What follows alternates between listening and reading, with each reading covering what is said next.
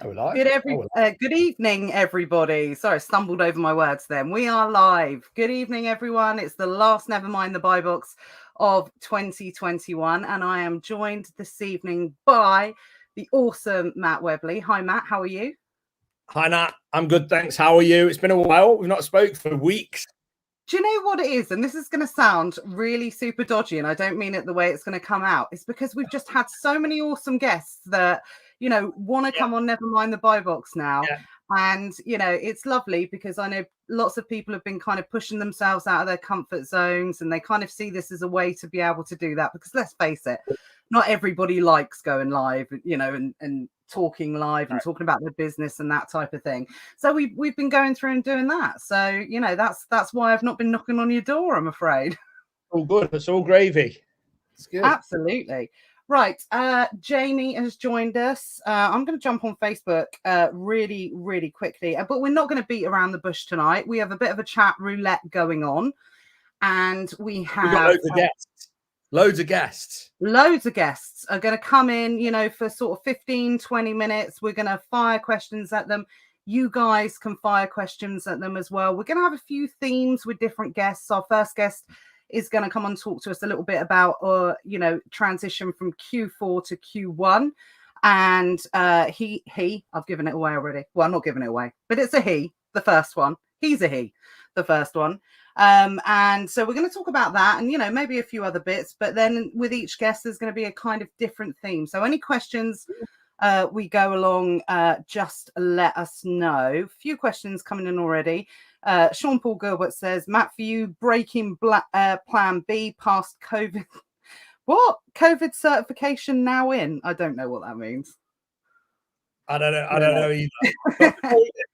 Tell me which one I should have. It's Christmas. It's the last Nevermind the Buy Box of the year. So somebody suggested maybe we have a drink. So I thought, you know what? I got Malibu and pineapple. Someone let me know in the comments which one I should have, and you guys can vote. Malibu and pineapple, Jack Daniel's honey and lemonade, or JD and Coke. What are we saying? Which one are we saying? Which one shall I start on? I might do more than one. Let us know in the comments. None of them sound remotely appetizing, I'm afraid. I've got sparkling water and vodka. That's how I roll. I got water too. I've got the plainest of plain, sparkling water and vodka. There we go. Oh, what we've got: Jack Daniels and Coke. Jack Daniels honey is nice. Neck all three. I probably will, but it's lemonade, honey and lemonade. I don't know. We'll see. Yeah, all right. So have we got a consensus? I think it's JD. JD. Okay. Oh, Donna's going for Bailey's. Harminder says hi. Ray's joined us by YouTube. Merry Christmas, Ray. Emma's here. Hello. A mix of all, Matt. There we go. A mix of all. I'm going to start on this and see how we go, okay? Okay. And whilst Matt is opening up his festive drinks, shall we say, shall we bring in chat roulette guest number one? Yes, let's do it. Okay. I'm in charge of the technology, so fingers crossed it works. So, drum roll, please. Our first guest tonight is... Oh, you can do that. That's pretty cool. I can't do that. The epic, the mighty, the one and only Mark Penn. Yay. Hey. Evening, Mark. How are you? Happy Christmas. Hi, same to you. Good. Mark's just good. So on the level. He's like, yeah. Yeah, whatever. So, how are you, Mark? Yeah, good. Really good. Can't be better. Everything's good. Everyone, Mark, this is everyone. I know you guys know who he is. Definitely one of our most popular Nevermind the Buy Box guests ever. Year before you came on, and again this year. And do you know what? You're one of the guests that people talk to me about the most. Whenever I talk to someone on like a chat with Nat or something like that, they were like, I remember watching that episode with Mark and he said this, and you know, and I managed to implement that into my business and I took note of that. And it's amazing how these kind of lives really do influence people, and you know, how they can, you know, just one little thing that someone like yourself, you know, big 8-figure seller, hopefully soon to be nine figures. Yeah, it's definitely on the cards for next year, would you say? Yeah, A really good chance. He's so cool, isn't he, Matt? He's just sort of like, no, Yeah. who knows, eh? You never know what's around the corner, but if we do what we're doing and what we've planned and forecasted, yeah, 9 figures. Not just on Amazon, obviously, but 9 figures. that's interesting, because I know previously you've sort of we've always really concentrated on Amazon when you talk about it, but I know that obviously eBay's a big market for you as well. You were trialing, or you were quite into On Buy at the time, was that right? Did that do anything? It's doing okay. I mean, it's maybe 7 figure or something, but it's doing what? It's almost 7 figures, I would say.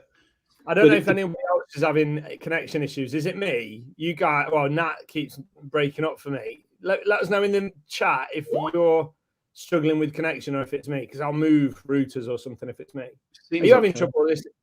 Oh yeah, even Mark for me. It might be me then, guys. Can you I can hear you now. Yeah, I can hear you. I can hear you fine, Matt. Yeah, it's Matt. Let us know if anybody else is getting connection issues, just in the comments. Keep going, mate. Keep going, because it probably is just me. If it is, I'll hop off and hop back on and figure it out. So go on. Yeah, no, Simon said it is Matt's connection he's struggling with the most. So cool. Apart from that, it seems to be good. Okay. On Buy, yeah, it's worth some focus. It depends on your category and so forth, and this, that, and the other. But with On Buy, they're top of search for sponsored ads. Back in the day when me and Matt used to piss around with AdSense and stuff, they're good at that. So obviously Amazon's always top of search, but they're top from an ad paid point of view.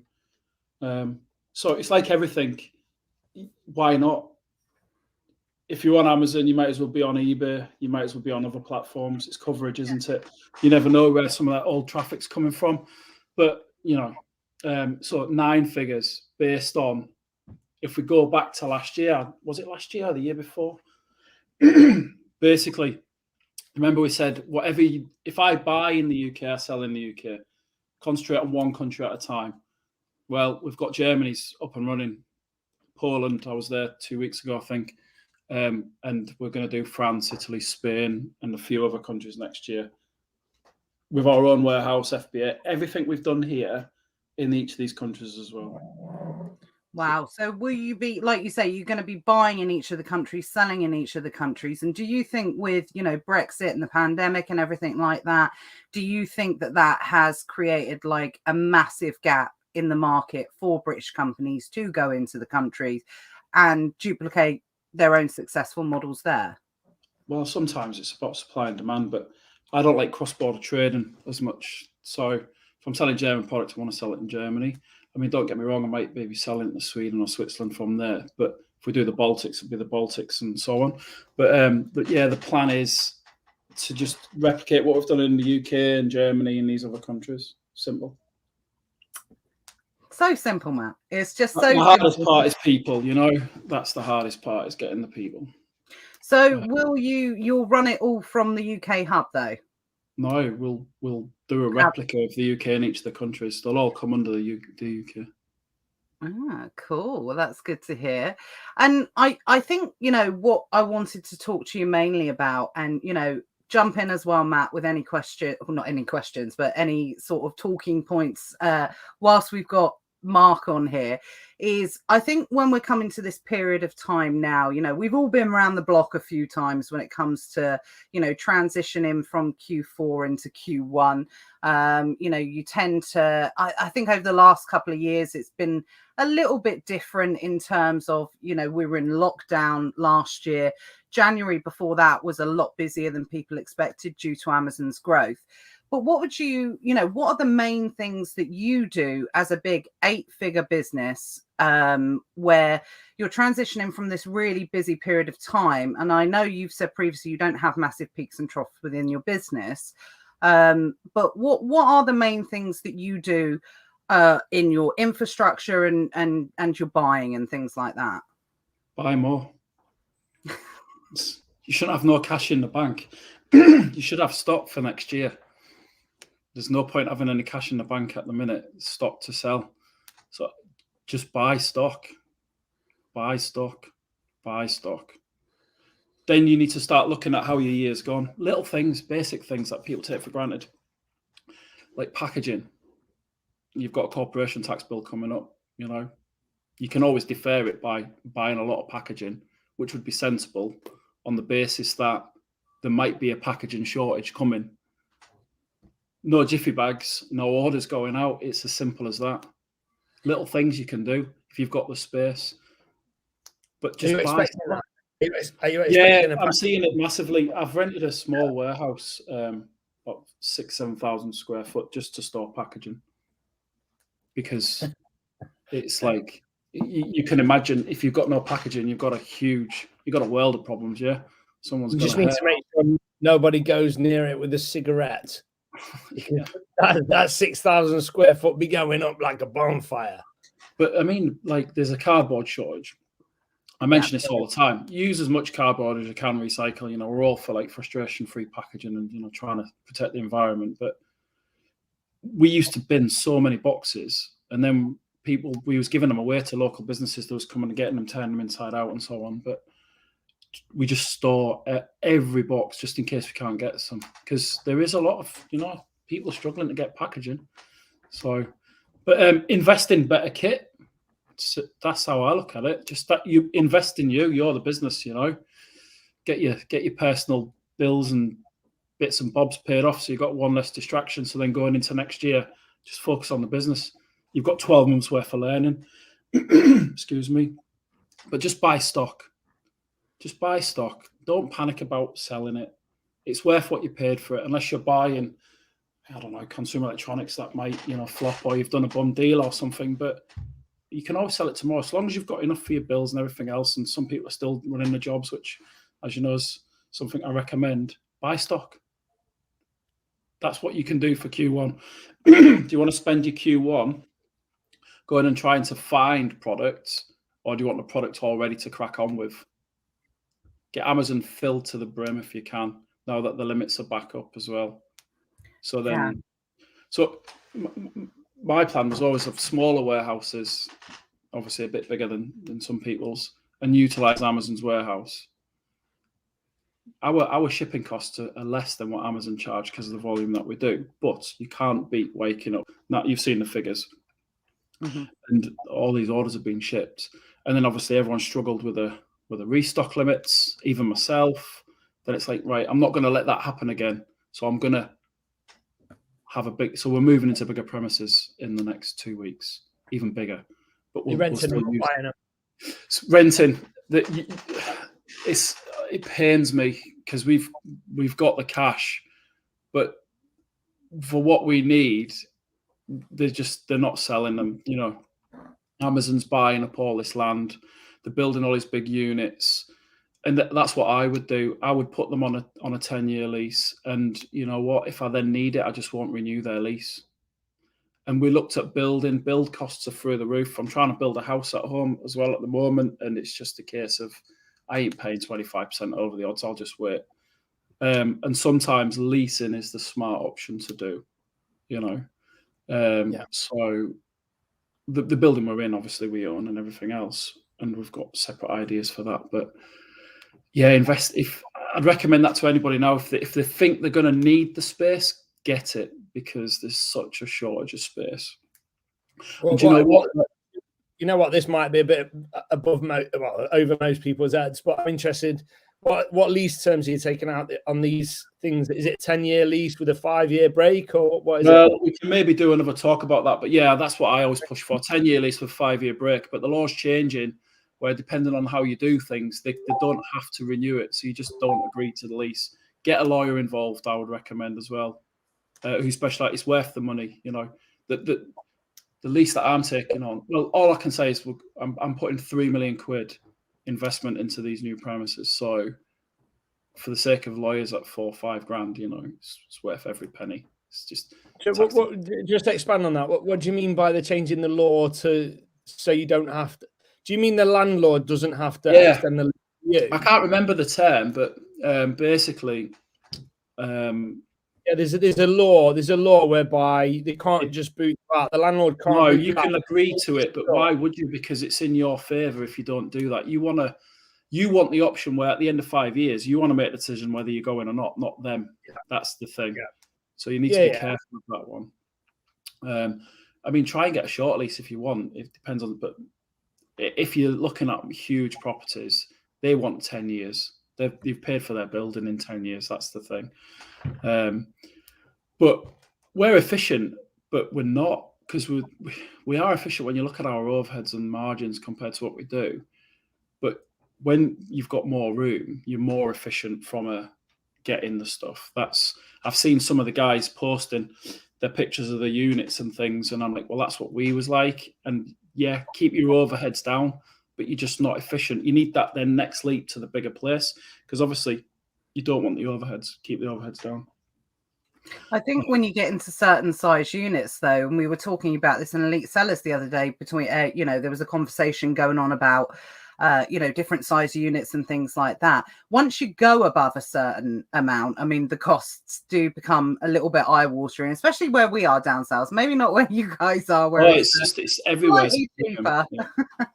Where it's slightly cheaper, but when it is something, I understand why people do kind of make that kind of transition into, start with a storage unit, then go into a managed unit, then maybe go for a slightly shorter term lease or something like that. And then, but you're always, if your business is always great, what I always think when it comes to commercial space is your business, and this is why you do have to think about it, your business will always grow quicker than it will always outgrow quicker than any type of long-term lease that you take on. So you do realistically have to think about, if you're entering into a relatively long-term lease, which I would say is anything above 3 years, then you do really have to think about what your plans are for the future with your business, because the cost and the hassle of moving between maybe a 3,000 square foot and a 5,000 square foot, you might be better just to push yourself that little bit more, because it could just give you that extra time left on the tenure of your lease. Definitely. And you can always, I'll sign a 10-year lease, just try and negotiate on the rent. There's no negotiating on these big units. Zero. Oh, really? That's interesting. I don't think anybody would be given anything less than a 10-year lease either. Nah, you're joking. And it's like, this is the price.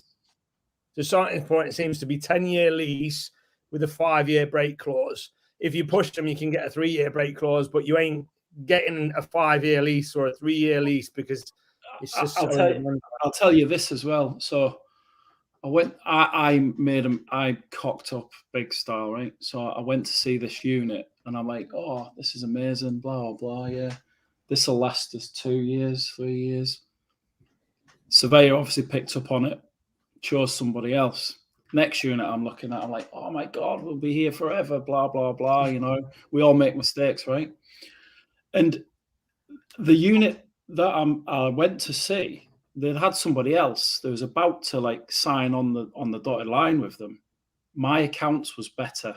So that's another good thing. Get your accounts in order, get audited accounts, pays your dividends in the long run. So, because we're obviously a more appealing tenant, you want to know who you're getting into bed with for 10 years, So these are landlords, commercial landlords are always looking for the best covenant possible. So if you're Greg's, that's a national company doing presumably hundreds of millions in turnover or whatever, versus little kid with a dream that's like 19, just out of college, wants to set up a gym, and who are you going to rent to? Do you know what I mean? So what people don't realize is when you try to get commercial premises, you've almost got to sell yourself. You've got to sell yourself because they're almost taking a bet on you being able to pay that rent for the 10 years or whatever. And somebody these guys are huge. They've got hundreds, thousands of commercial properties, these big boys. They don't care if it's empty for a couple of months, because it's like 0.2% or whatever on their whole thing. You go in there saying, I'll close quick and this, that, and the other, and they don't care. Legal fees are just fortunes, like Matt was saying. It's not like a small unit. But I think commercial's the way forward. buying small commercial units, because you'll find that there's going to be a lot of these pop-up little on-demand fast delivery stores soon. We're seeing a big trend on that. We're heavily involved in that. Can't talk about it tonight, but it's any little units, 50, 60, 70 grand, buy them. Is the units for that not around me? There is. Not down my way. Well, maybe a small one. You can't even buy a beach hut for that down our way. Well, it's like if you can get a unit for 50k, buy it. I totally agree. Buy it. Yeah. I'll take 10. No, I don't.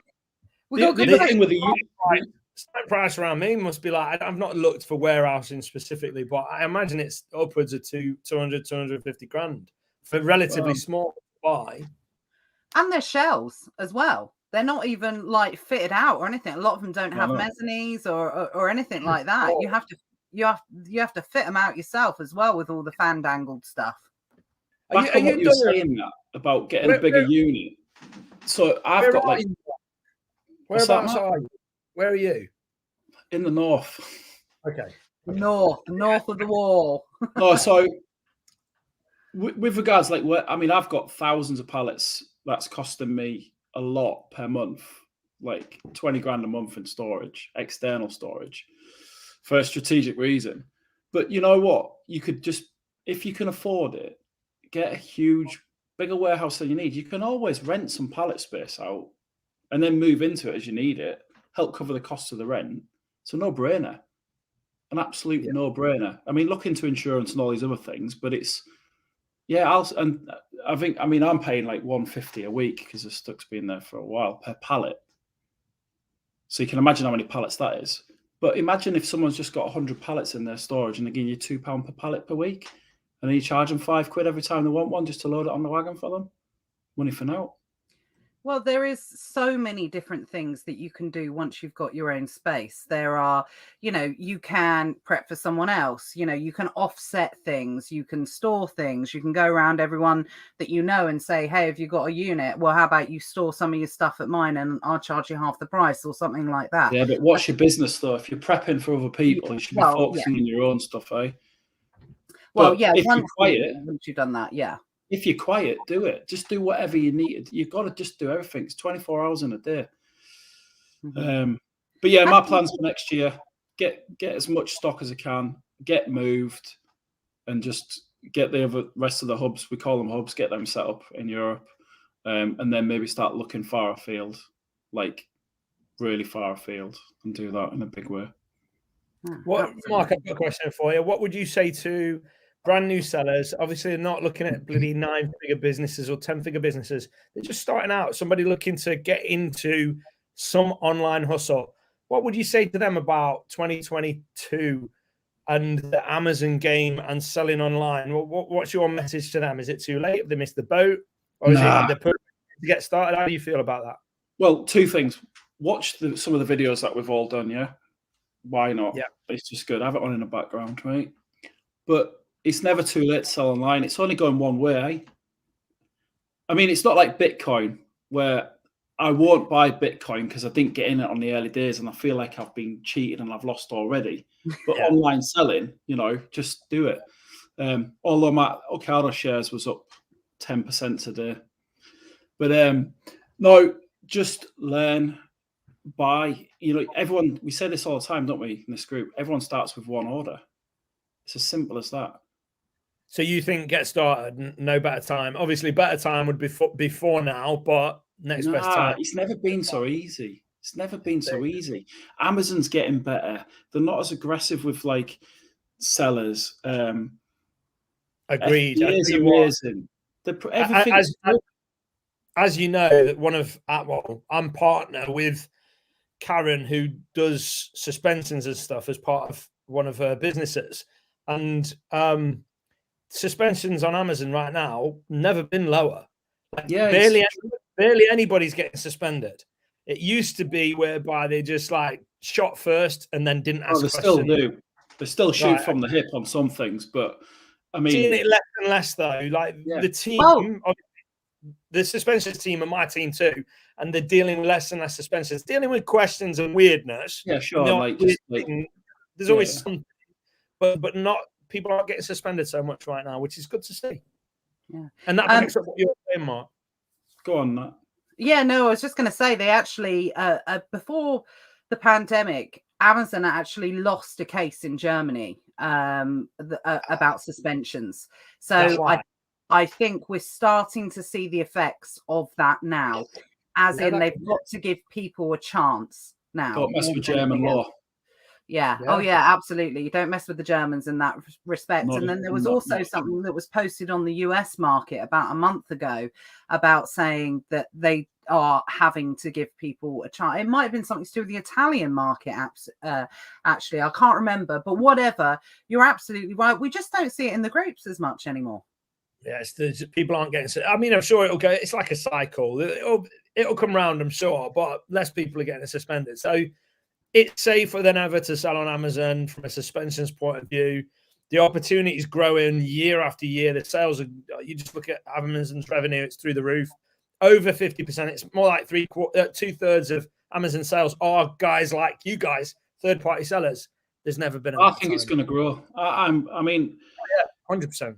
I can tell you, obviously, we do all of the pilots for Amazon and everything. The Amazon, just you name it, and I'm kind of hoping, because obviously we do the 3P side of the business. A lot of other manufacturers still supply Amazon, and we do our thing and this, that, and the other. But I'm hoping that Amazon at some point they've already dropped a lot of manufacturers. Keep the big boys, but they're focusing on their own brands. I can see it going in circles where they'll end up being a commission-based model, just like eBay, and they want to ship your orders for you. They're a warehousing and logistics commission business, which is great. So therefore, your revenue is going to increase anyway, just by time. The sooner you get started, the better, because in 12 months, you'll learn a lot. We're still learning. We're still making mistakes. But it's nonsense. I was going to swear, but it's nonsense if people say they've not got time. In the last 12 months, new premises, different countries, new hubs. I've moved house like so much. There's never been a better time. There's never been more time in the day to do this stuff. COVID nonsense, dark nights. Just buy. Yeah. It's simple, isn't it? I mean, what else are you going to do? Piss around on Facebook for 4 hours and then say you've got no time in the day? Can you imagine? I think that's, yeah, absolutely. We were talking about that in the group the other day.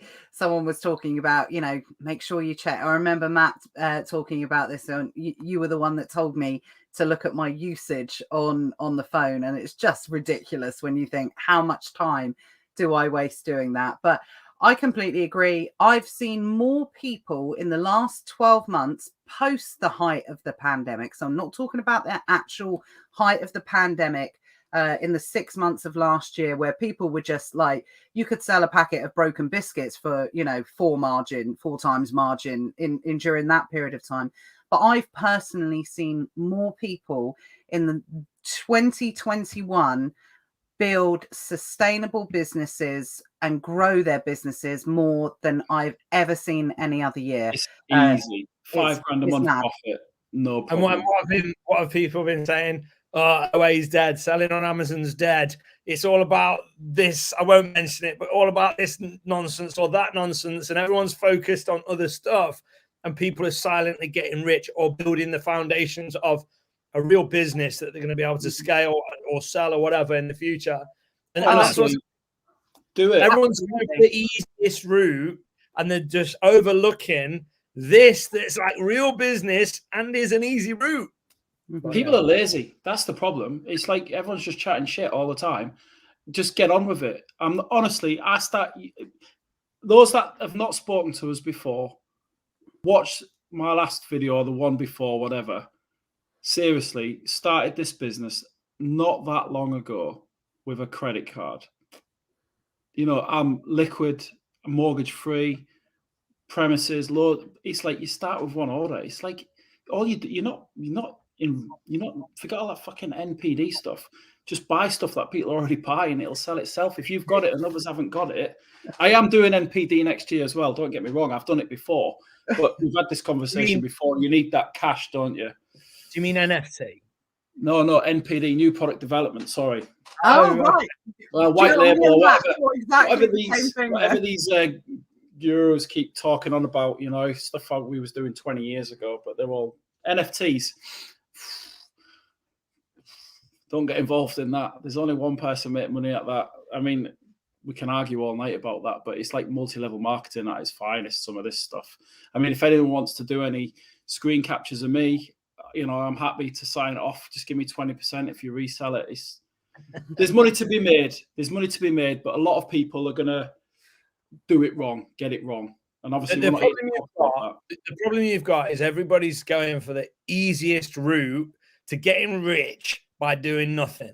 And when you're told, oh, you can buy these cryptos or you can buy these NFTs, this stuff, this virtual stuff, and you can get rich by doing nothing, they're going to choose that over something like this. But this is real business. And that is speculation. It's a little I'm not saying it's garbage, but it's speculation. There's a game, an online, right? Everyone Google this, right? Ultimate Online, right? There's a game called Ultimate Online. Back in 1998, I used to play this online game. And everyone's talking about all this crap now. We was doing this, 20 odd years ago. And I was writing macros and I had these characters doing stuff throughout the night and I was churning out all these objects, this, that, and the other. You need to look into it.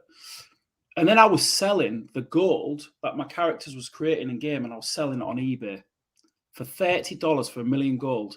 And these bankers and people from down south was buying it. And I met this guy who went on to help to develop Bluetooth and stuff. But anyway, and I remember saying to him, look, he came to my house once to do like a transfer side by side in case I ripped him off because PayPal, I think, had only just started.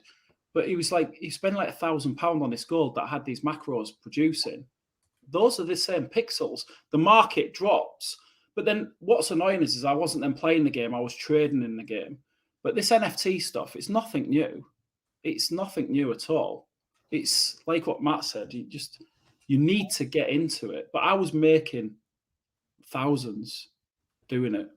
And it's all going to happen again. Now, wasn't that long ago, Matt, was it about 10 years ago? There's some other like metaverse thing started and all these big companies was buying space on the servers, weren't they? And they was doing their own Second Life.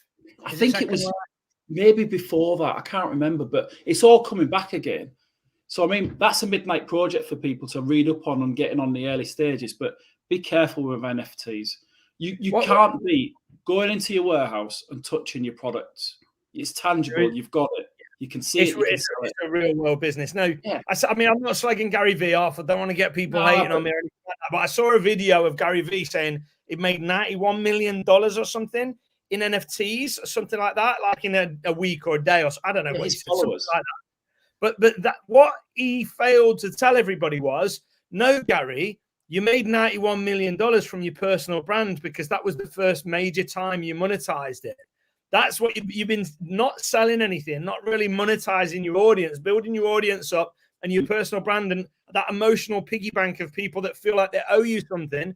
And he cashed it in. And the vehicle of monetization was NFTs. But anybody watching that will go, oh, 91 million in NFTs. No, Gary V made 91 million in NFTs because it was Gary V and his audience and his personal brand, his worldwide fame that made him that money, not the business model or investment speculation, whatever you want to call it, about NFTs.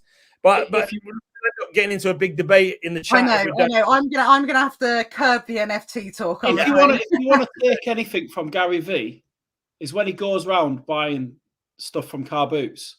Well, just go around the fucking supermarkets and buy like Monopoly and stuff and stick that on Amazon. It's the same method. It's still arbitrage. That if you want to take anything from Gary V, do that. Yeah, he's a big fan of arbitrage. There's no doubt about it. What I never thought would happen is selling on Amazon is almost less trendy than it was. I never thought it would happen. For years, selling on Amazon has been the trendiest thing. whether it's private label or online arbitrage, retail arbitrage, wholesale, whatever. It's been the trendiest thing for beginners to get into. And now it's come off the boil. And people are looking for easier, faster ways to make money in all this crazy new It will world. come back. It will come back. There's no doubt about it. And every single person that we've got on here tonight makes, obviously Mark's up first, but, everyone that we've got on here tonight makes full-time livings from Amazon. Some have started more recently than others, but it's one of those things. It's a little bit of a sleeper cell at the moment because people are focusing on other things. But, Amazon, as long as you keep up with the changes and the things that are happening, it's always going to be. It's always going to be. Amazon, honestly, people cry about Amazon, but they don't care whether you sell 100 quid a month or £1 million a month. Same rules apply. And that's good. Level playing field.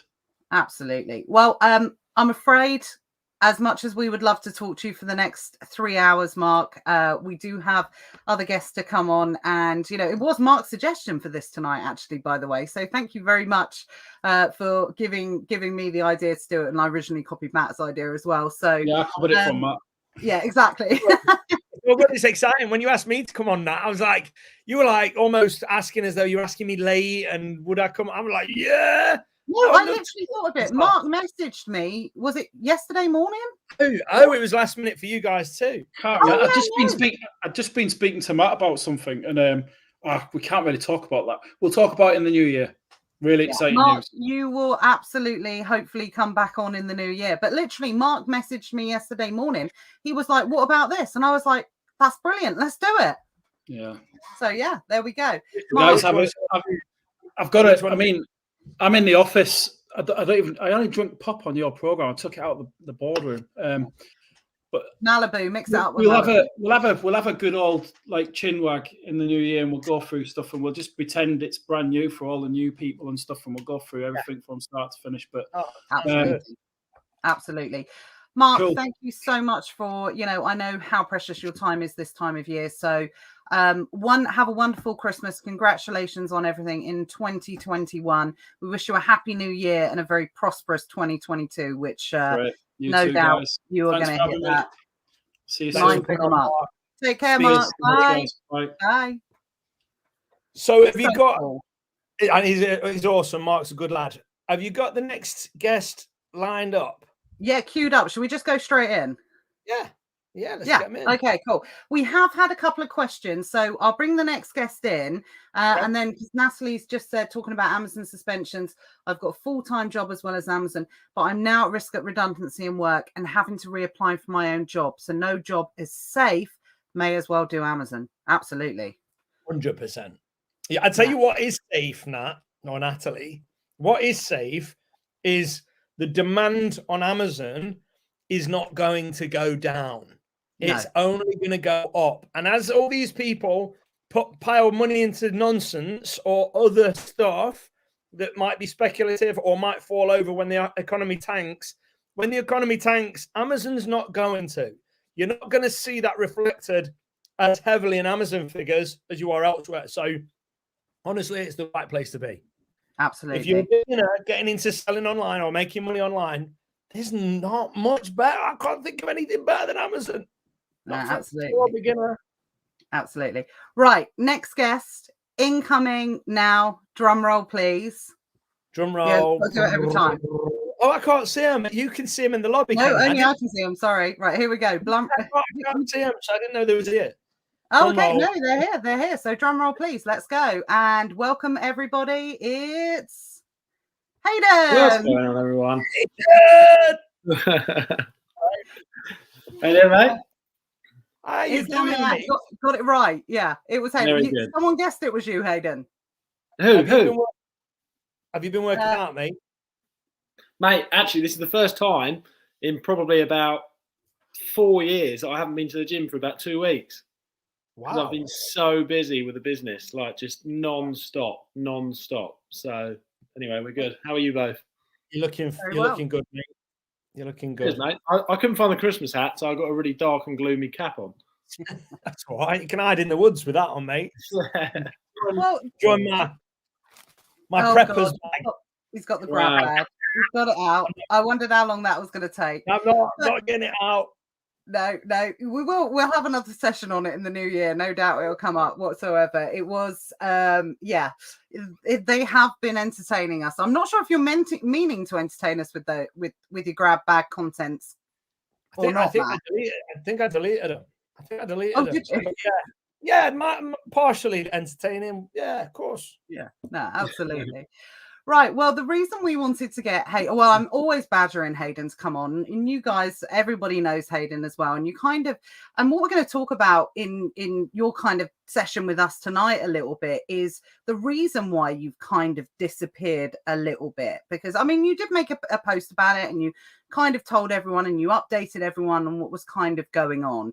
But I think it's fair to say, one of the reasons why I wanted you to come on tonight is you are walking, talking proof of something that I know that you learned from Matt Webley, something that Matt Webley talks about all the time is laser focusing on that one thing, throwing yourself into it. And you were ruthless. You literally cut everything out. You had an idea and you thought, right, I'm just going to go for it. I'm going to cut everything off.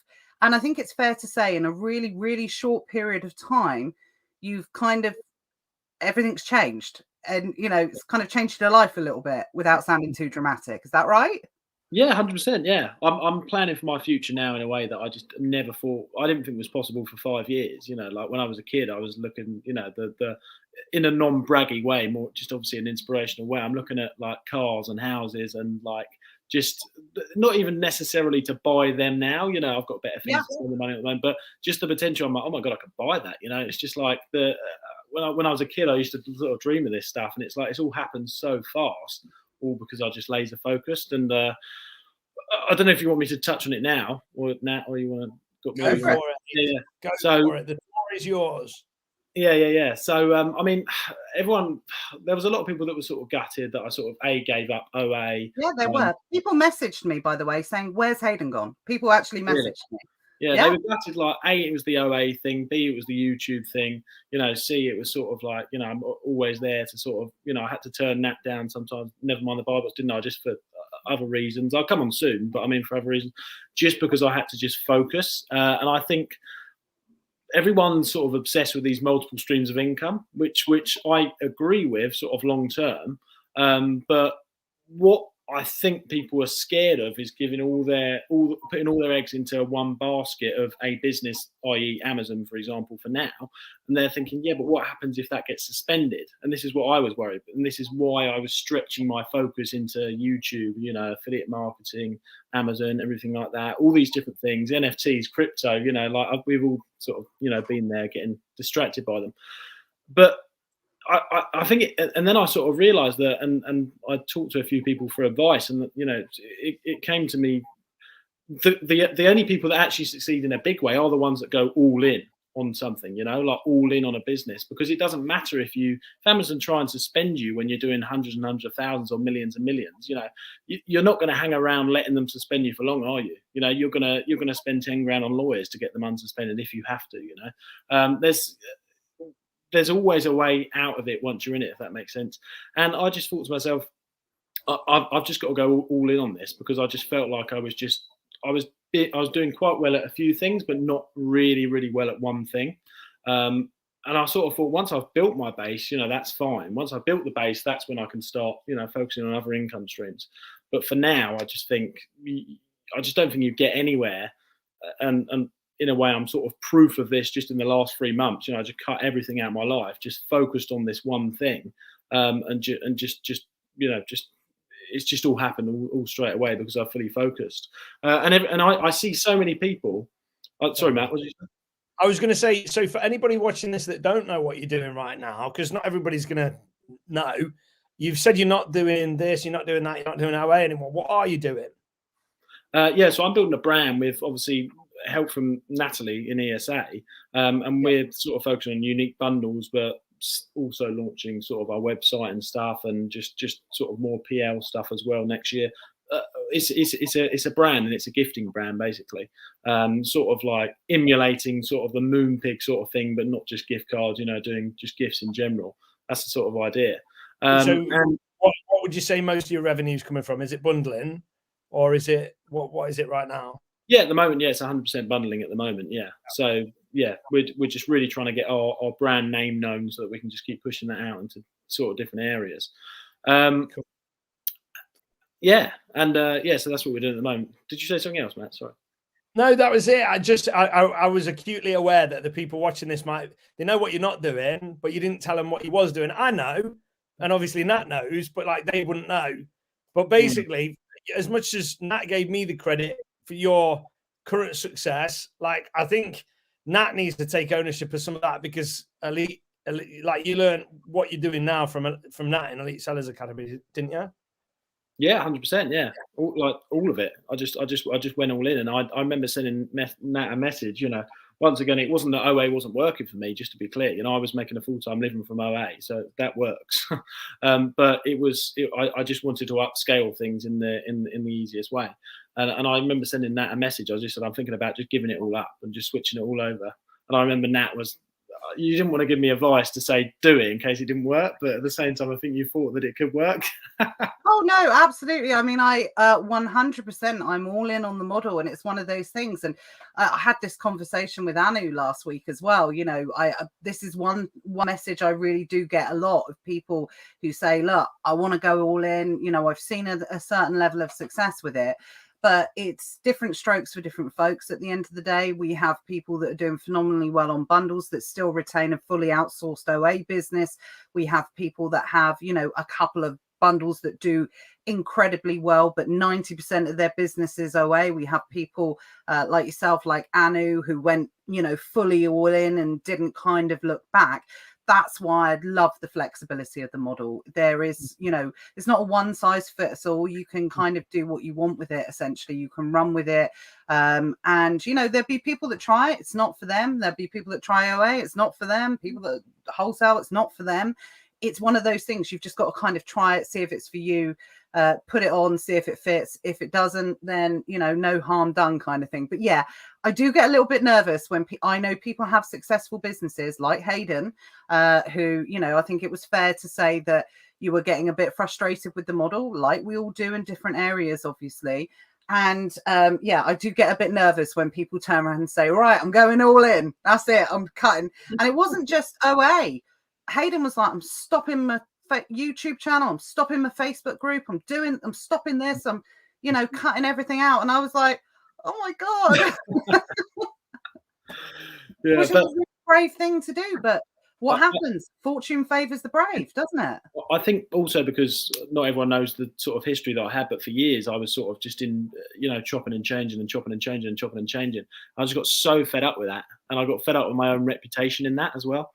You know, like I just didn't want to chop and change. I wanted to master something and master it really, really well.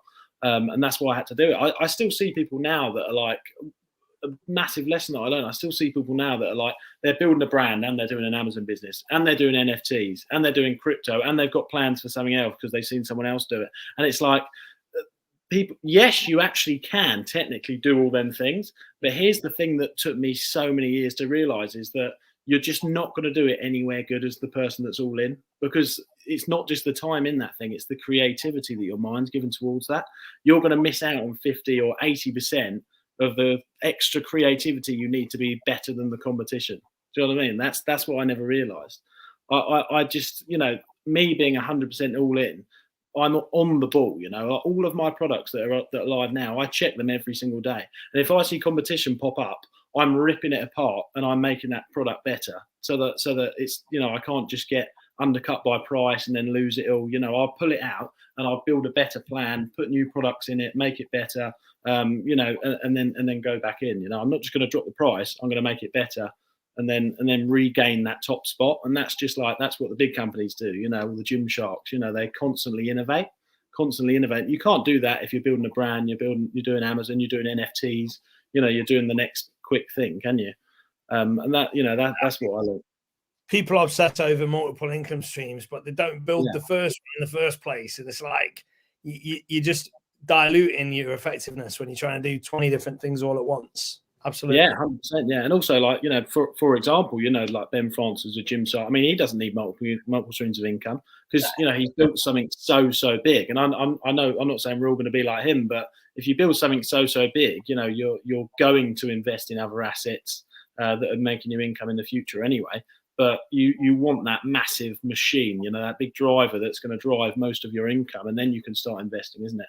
And I don't know, it just took me a while to learn that. Well, that was it. But I think the funny thing is, you've been hearing people say it for such a long time. We've all, everyone bangs on about it. I'm guilty of it. I'm guilty of shiny object syndrome. I think we all are. And, I don't know anyone that isn't, essentially, but it's only really when you make that kind of really brave decision, which you did, Hayden, and you focused on it. But it's not only that as well. I think it's a two-part to that. You make the decision to go all in, but then you got to commit. You got to go all in. You got to take action. You got to do it, and you absolutely did that as well. So, I think it's phenomenal what you've achieved during and I'm talking a really short period of time. What are we talking, Hayden? 4 months? I think it's been about 4. Sorry, I think it's been about 4 months. Yeah. Do you want to throw any figures around or percentage increases in your business? Like, so you were doing X and now you're doing 400% more. Just give them a little example of what you've done. Yeah, so I don't know. I've 5x'd my sort of OA income. Probably 7x. I don't know. ROIs like across the board is after all costs probably 55% ROI, 60%, 40% margin, 35%, which is margin, not ROI. That's I think we do. It's not even a lot. It sounds like a lot, but we probably do around about. And we're really, really out of stock this Christmas. I mean, like literally, I can't keep it in. If I had to stock, I reckon you're probably 60% out of stock. I reckon you could have had 60%. I'm 67% out of stock. I've got stock waiting there. As soon as it goes in stock, it sells. It's that crazy, But we're still managing to do probably about. It's not a lot to a lot of sellers, but 40,000 this month. But about 45% margin is. That's a lot of profit at the end of that. It's a lot of net profit. Life-changing money, mate. Life-changing money. Amazing. I think, and a lot of people that are, doing small margins on wholesale, they've probably got multiple 7 figures to get the sort of profit there. So that's the sort of, you know what I mean? That's the sort of difference there. I didn't want to have to do, millions to get that, Well, you just got to find your groove. And I think this is an important lesson for everyone. And, I say this, I think it's one of the things I say the most. It's not that this is right and anything else is wrong. You've got to find what works for you, and you've got to find what you enjoy doing, what you've got a little bit of a passion in, what makes you get up at 5 o'clock in the morning or go to bed at 3 a.m. Like I said, I bang on about the 5 a.m. club, but we've got people in this group that like staying up to work until 2 a.m., 3 a.m. You've got to do whatever works for you. Take what people say, adapt it, and see what works for you. Yeah, of course, because it's not been easy either. It was a lot easier just to carry on with OA. It depends what you want to do, doesn't it? It's different grooves, as you say, different strokes. Absolutely. Lots of congratulations coming in for you, Hayden. I know what a well-liked member of this community and your own community, or the Amazon community in total, you were. So I think there's a lot of people rooting for you for sure. I was thinking earlier, I really miss having my community. I really miss being, doing all the videos and so I do miss it big time. So I'm definitely not like gone forever. I'd love to actually. I used to sort of, I think I got a little bit fed up with just the Amazon space, but now I really, really miss it. I think I thought that I wanted to do something sort of bigger, but actually I kind of like the little space. So anyway, I was thinking about doing something like that, something back in it in the future. But well, can I just add to anybody watching this, and you know what, it's Christmas. I'm going to give you the gift of kind words, Aidan. You're one of the nicest guys in this game, and you're one of the most genuine, down to earth, nicest guys in this game. So honestly, you've not got a bigger cheerleader than me. Like, even though we don't talk like on a daily basis, every day, I'm cheerleading you, mate. I'm cheerleading you. When I hear little stories like this, it fills my heart with joy. You're a legend. Thanks, mate. I appreciate that. And I owe you two a lot as well. Obviously, I've sent Matt messages, sent Nat messages. I always send in you two messages just saying how much I appreciate all your help. because it's because of you two that I am doing it, obviously. So, well, you are more than welcome, Hayden, and we love hearing about your success. So please, when you have time, please come back and tell us about it a little bit more, possibly next year. And I just know those figures are just going to get bigger and bigger and bigger. But again, we wish you a very Merry Christmas. We've already overrun 2 guests in, so you said this was going to happen, Matt. You say you're just going to want to speak to every single guest, for such a long period of time. When I did this, I gave them like 15-minute slots, and every single one, I was like, God, I wish I could have had half an hour with them. So I knew this would happen. But no, you're a legend, Aidan. My one piece of advice to you, not that you need it, but my one piece of advice to you is don't take your foot off the gas.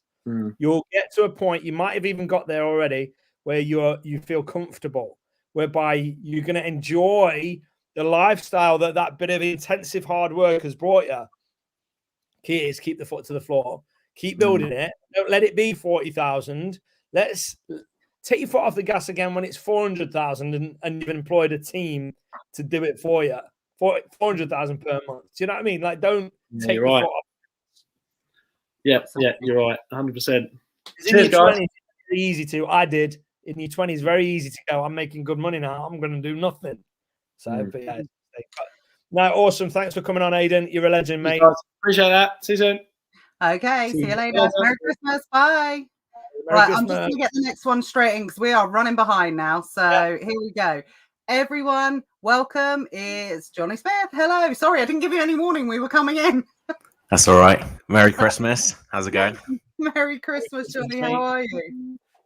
It's the first time I had a live view, Matt. So, yeah, it's the first. No, it's always just been that. So we've intended on chatting and getting together or whatever, and we've not made it happen. But now is the time, so that's cool. Yeah. Some wise words from Hayden, by the way. Sort of focusing on like a business, like a laser. That was a piece of advice I heard maybe 2 years ago, and it really transformed my business. So anyone out there, don't try and run 3-4 businesses at the same time. Get one going and then sort of outsource it. The people I know with 3 businesses have 50 staff members, like Tom Parkinson and stuff like that. So that's how you do it. Well, you do, guys, as you and Karen do as well. God knows how many you've got working for you now. I think it's a bit like the Omnicron that it's like doubles every time I speak to you. Jeez. I don't know. It's somewhere between 35 and 50 people, I think. I guess, but I've not sat down and added them up, so I don't know. Something like that.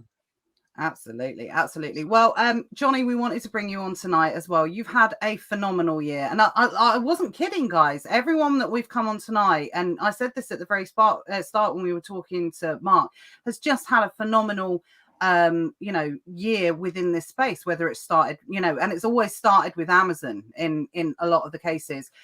Johnny has gone from, this time last year, I think when we probably first initially spoke, I can't remember, it feels like a year ago, but maybe it wasn't, where you were, I don't know when it was, where you were very much kind of, not feeling your feet, not at all. You were very much an established seller, but you were with a prep center. You were transitioning to having your own warehouse. Now that's happened. Literally, Johnny had the longest period of time I've ever seen. We talked about it in Nevermind the Buy Box, about a month ago, Johnny? Yeah, a month ago. Yeah. So, guys, if anyone's interested in getting their own warehouse space, that is the Nevermind the Buy Box to watch, because it was we went into it. We went into loads. Johnny went into everything about your own space and everything like that. And again, I know this focusing on your one thing as well, Johnny, you talk about that as well. You focused on it. You'd had previous businesses in the past, dipped your toe in various different things. You kind of made that decision, a bit like Hayden, but, probably a bit further back, where you were like, right, I'm all in on this and I'm going. Now you're in your own warehouse. Now that I think when I first spoke to you, you were just almost like barely in. Now that you're a little bit settled, have things calmed down a little bit, or has it just gone Q4 crazy? For me personally, it has calmed down. And I think one of the best things that has happened to me this year is that I've built a team. Last Christmas, when I first came on this podcast, it was just me in the prep center. So now my team is about 10 people now. So I've built quite a big team in a short space of time. I've sort of outsourced I've got a full-time software developer now, spending a lot of my time doing that sort of thing. got a warehouse supervisor starting on the 4th of January. So at the moment, I'm really trying to learn how to be more of a CEO sort of manager, taking a lot of lessons from different peoples, and yeah, I mean it's kind of calmed down, but at the same time, it's not. I'm trying to like outsource everything I do, not everything I do, but I want the business to grow about me. And I know Matt Wright said he went on a leave, unfortunately, for like 3 months, and his business grew without him. That's what I'm trying to get to, by hiring the right people. So. Yeah, that's the dream. I don't think you've really got a business if when you take yourself out of it, it doesn't at least maintain itself and hopefully grow. So I totally agree with you. That's my dream as well. To have a business that I can go live in Bahamas and it just keeps growing. That is the dream for me too. Yeah, I mean it's a lot of lessons, and I think one thing that I didn't cover in the last the last podcast was you got to think about your sort of personal circumstances before getting a warehouse, because it takes up a hell of a time. We had to move slightly up north, not Bedfordshire. So it's not that far north. Did you physically relocate where you lived as well? We're north of London, and we moved sort of half an hour, 45 minutes up north, and then there's a half an hour drive for me to get to my warehouse. But the issue of that, and what we're sort of realizing, me and my partner, is we're sort of in the middle of nowhere. All our life now is just work, and I think I'm trying to get away from that in a way. Still work my ass off, but I hate that sort of. You got to think about your personal life, personal circumstances, and stuff like that. So a lot of lessons. I mean, it's all going to work out in the end. It just takes a bit of time to get there. Yeah. Absolutely. Wanted to talk to you a little bit about your purchasing now. And actually, someone said, "What do I purchase in Q1?" Because when we spoke to Mark about that earlier, he has such a diverse business of big consumable products and things like that he doesn't really focus on any kind of seasonal buying or anything. And I know to a certain extent that's probably true of yourself as well, Johnny. But if you wouldn't mind just talking us through how things, you went through a massive change this year of transitioning into your own warehouse, but how you're going to change that focus of the higher demand, the higher sales in Q4, and how is it going to affect your ordering and that type of thing. It's not going to stop. What Mark said. Everyone keeps saying this to me. It's not going to stop. Yeah. Get a cash flow model in place. Stick to that, and try and spend to that model, and just keep spending. Like, unless you're very specific Q4 and private label, and all you do is advent calendars and Woody dolls. Just keep buying, right? And maybe reduce how much you're buying, cut it down by maybe 50%, just buy a little less, but buy more of a range, right? Get sourcing. If you need to get more sourcing VAs, but yeah, just obviously keep going wide and wide. There's no reason you can't stop the purchase and spending as much. Just go wider, right? Well, I mean, don't stop. Use that momentum. Keep a model, cash flow model. Know exactly how much you need to spend. Really budget it, really organize it, and keep going. And that's something I want to keep to and really want to work on. I really want to keep to that model and make sure I'm spending it every week. And that's why I'm hiring more at the moment. I'm building my team, because one thing I learned is one person can't do a big business. You got to have a big team, and not a big team, but you need help for sure. And that's what I've really realized is I need help, especially even on the back end of the business. With sourcing, coding, inventory management, repurchasing, getting replenishments, listings. I'm getting help for everything now. I used to do it all on my own. I've realized you can't do that. You get bigger and bigger, and that's a big focus. Yeah, don't stop. Keep buying stock. Yeah, 100%. Absolutely. And I think that's really interesting you said it. And you said it in a really simplistic way. Something which I need to learn about doing, I over-explain everything, is that spend the same. Just don't buy as many. Just go wider. I mean, that's always been the advice, guys. It's something that hasn't really, sometimes it does get lost a little bit, especially because you are doing, predominantly the wholesale model as well, which I know a lot of people really, really do want to get into. It's, it's like the golden goose of online arbitrage. It's sort of like everyone thinks all your problems go away when you go into wholesale, which, isn't strictly true. But I've got a question. have you grown organically with your cash flow, or have you borrowed funds to leverage that and scale? Oh, leverage. Yeah, leverage. Use, what actually, I don't want to give financial advice, but definitely. No, of course, no. Yeah, as long as your model works, like your business model works, Yeah. you can prove it works. Then you use other people's money. Don't play with you don't want to play with your own bankroll. Just and what are the best sources for anybody watching this that's probably getting some success in online arbitrage or selling on Amazon, but they want to take things to the next level? What are the sources you would recommend they looked at to borrow from to scale, to borrow from cheaply? Is it bank loans? Is it Amazon's loans?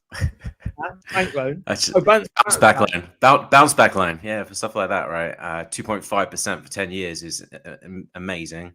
Obviously, credit cards. You don't need credit terms. You have a credit card. It's 45 days or whatever it is. Then Amazon lending and stuff like that. Just like credit cards, bank loans, Amazon loans. I don't really want to encourage that too much, to be honest. I don't want to give too much final advice, just because I don't want anyone to sort of get into a lot of debt because I've said it on a podcast, if that makes sense. But I know, again, I'm going to bring up Tom Parkinson, who's, I think he hit 2 million, right? He's got that because of credit and Amazon lending, right? Obviously, that's not the only reason, but you can't get to those numbers unless you bring on debt. Just make sure that you're 100% your model works, right? You don't want to bring on, get a £250,000 loan and you're losing money. So then you'll be. It's not financial advice, guys. It's not financial advice. Obviously, if you make this work, then having this much, if you can make that work as well, then getting this much, you're going to make it work and you can scale it. That's the beauty of ecom.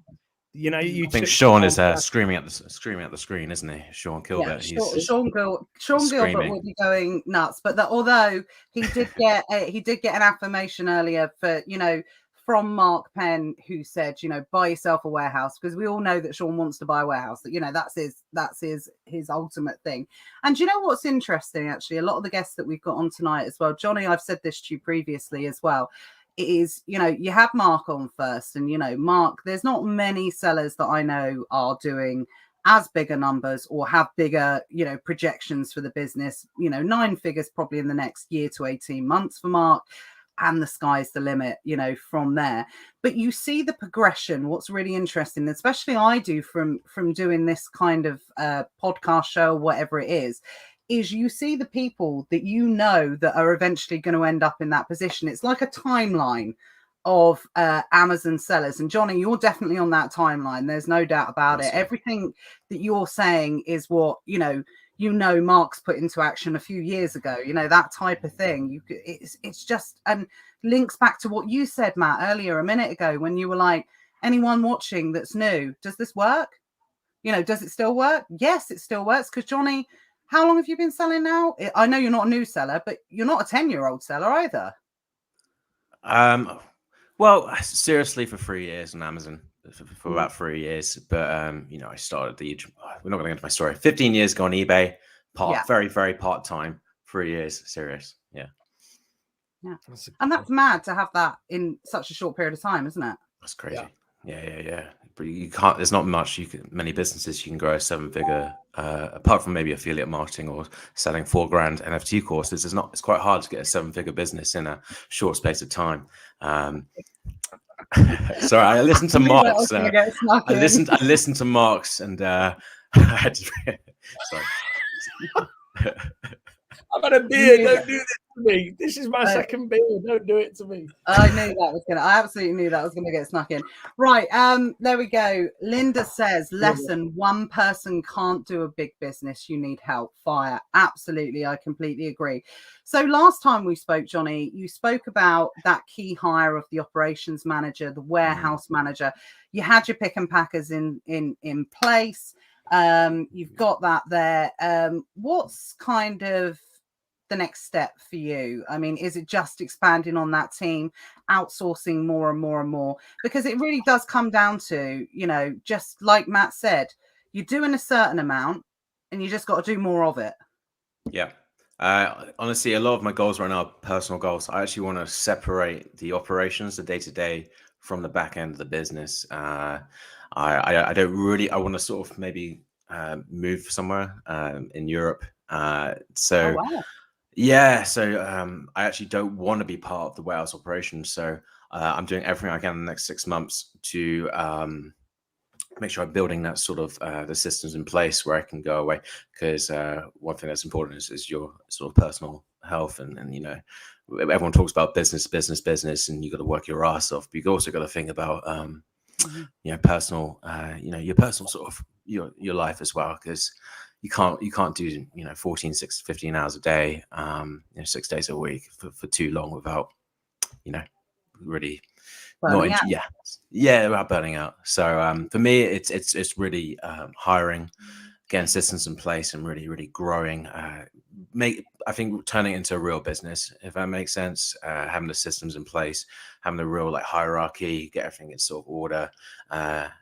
Being a lot more disciplined on like keeping to metrics, and we're really focused on like OKRs and different sort of you know, business metrics and meeting them. We're really like going down on those, and I'm really trying to move on to that sort of manager sort of top role rather than doing all the little things myself, to be honest.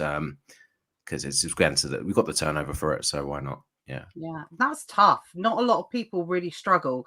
You know, I know I struggle with that. I know my husband struggles with that in our business, being that kind of helicopter, you know, micromanager. And people, I think you've hit the nail on the head. People, it's a lot harder than people is. You think, oh, okay, I've just got to run a successful business. I'll bring people in and I'll just outsource it. I actually think that's one of the most untalked about, hardest areas of actually letting it go. Yeah. I mean, all these, you know, big sellers doing 50, 60 million a year. You know, you've got to build a big team, don't you? Like, you can't run it all yourself. I want to be able to sort of pull levers up and down and be like, you know, we need to spend more here, we need to hire more here. You know, we need to build these systems out. Let's move to a bigger premise. I want to go into the big picture. I want to sort of move more away from the day to day. And that's rebuilding a team, right? And you know, labor is so cheap now if you go abroad with so why not build a big team? And they're amazing. Like, I've really figured out how good they are, and I'm starting to learn more about, you know, training staff, and I don't know, personal goals, business goals. I think next year is going to be a big one for me, and it's a massive step. I don't know, I've changed a lot in the last sort of 3-4 months of running a physical space, I think, and running a team as well, managing a team. Yeah.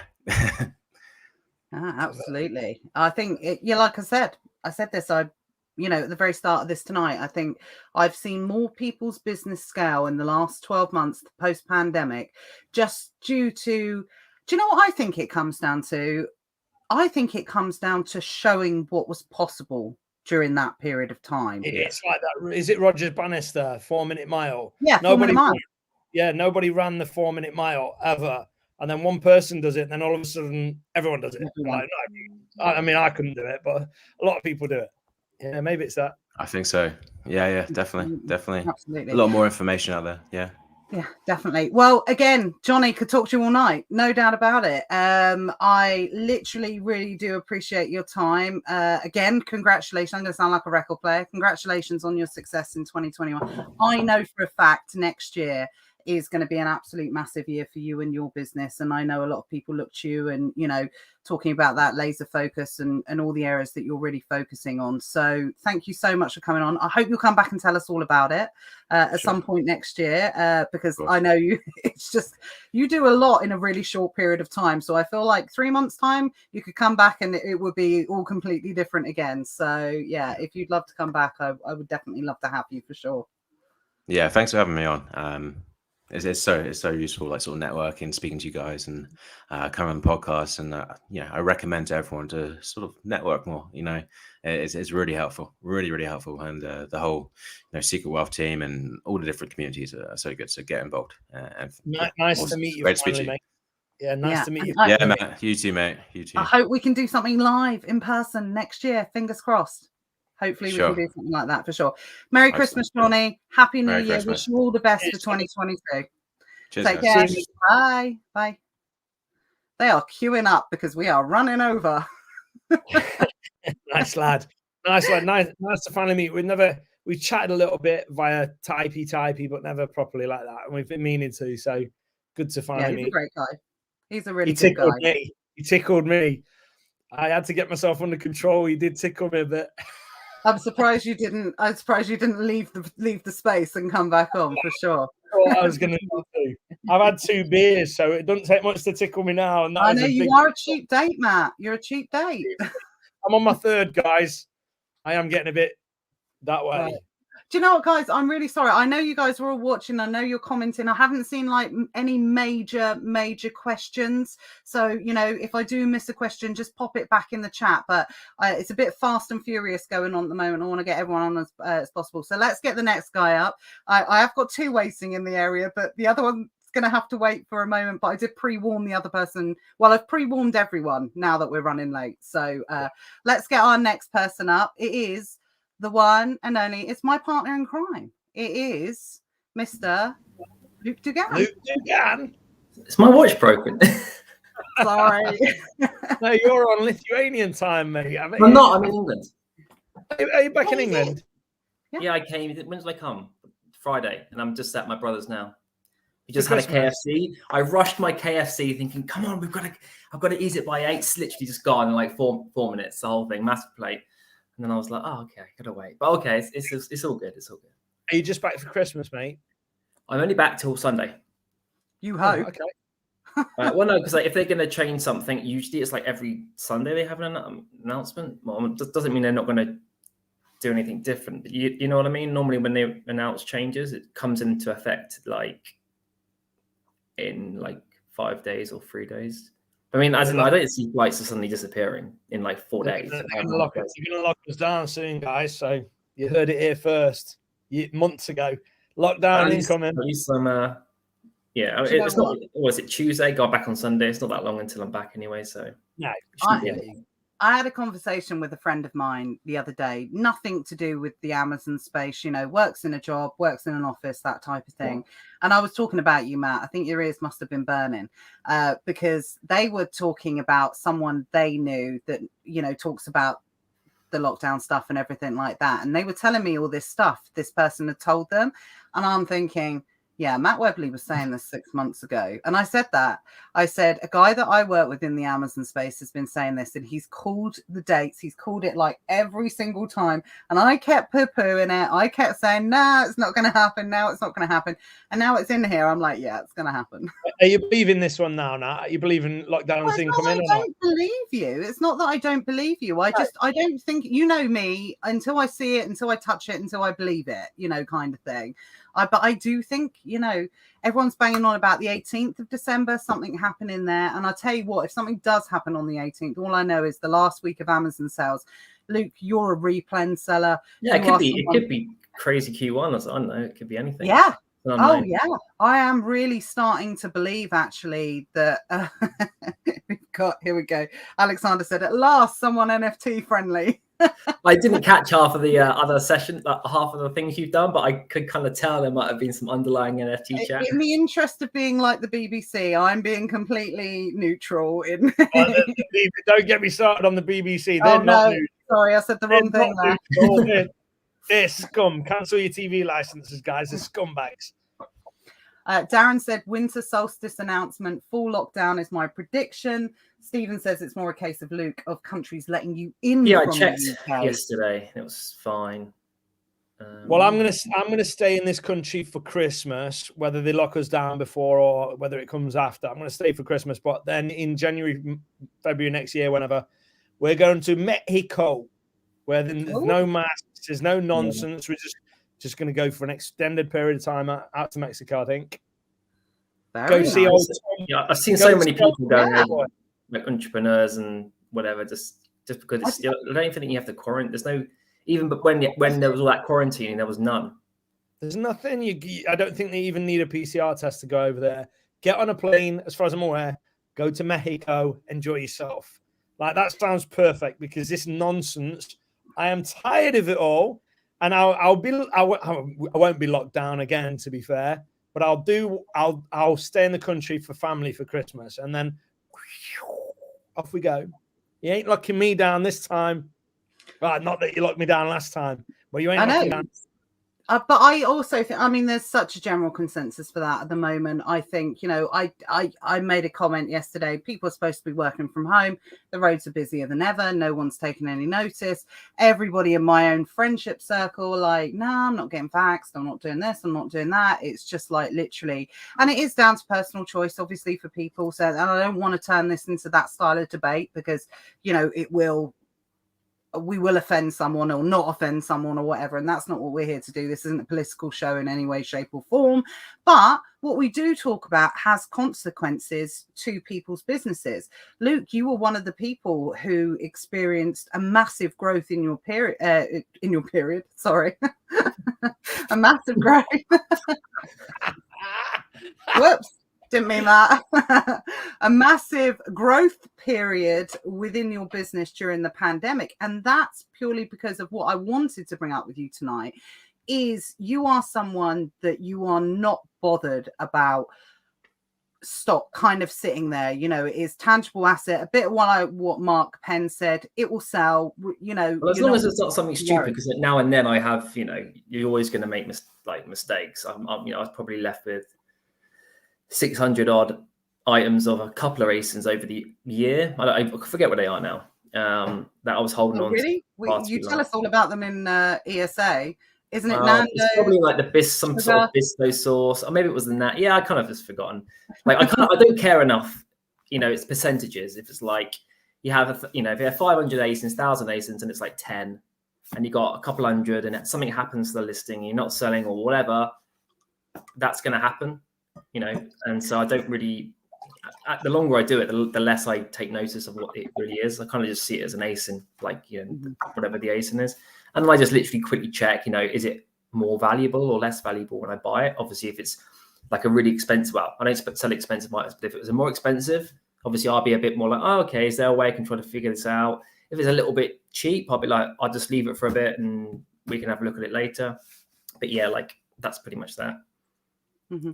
And, you know, like I said, going back during the pandemic time, you did really benefit because you had high levels of stock. You're a high volume seller. It kind of worked perfectly.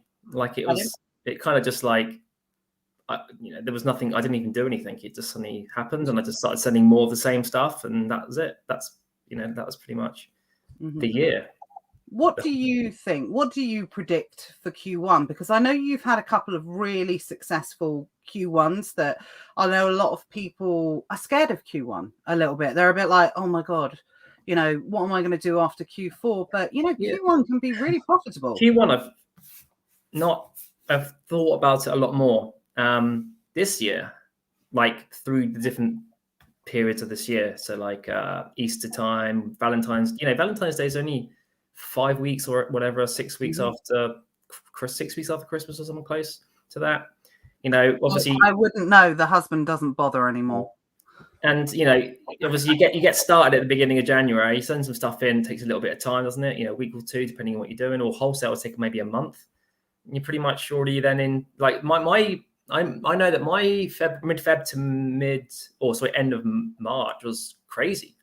Yeah. Like, and actually it was simpler rather than more difficult in terms of like the products I was like in my mind, I'm like, oh, I don't sell Valentine's Day products. I haven't got a clue, you know, what's good on. And I'm like, well, actually just kind of keep it simple. Like what do people buy a lot of and what do they, and it was just doing that. So a lot of my Q4 products actually transitioned well over.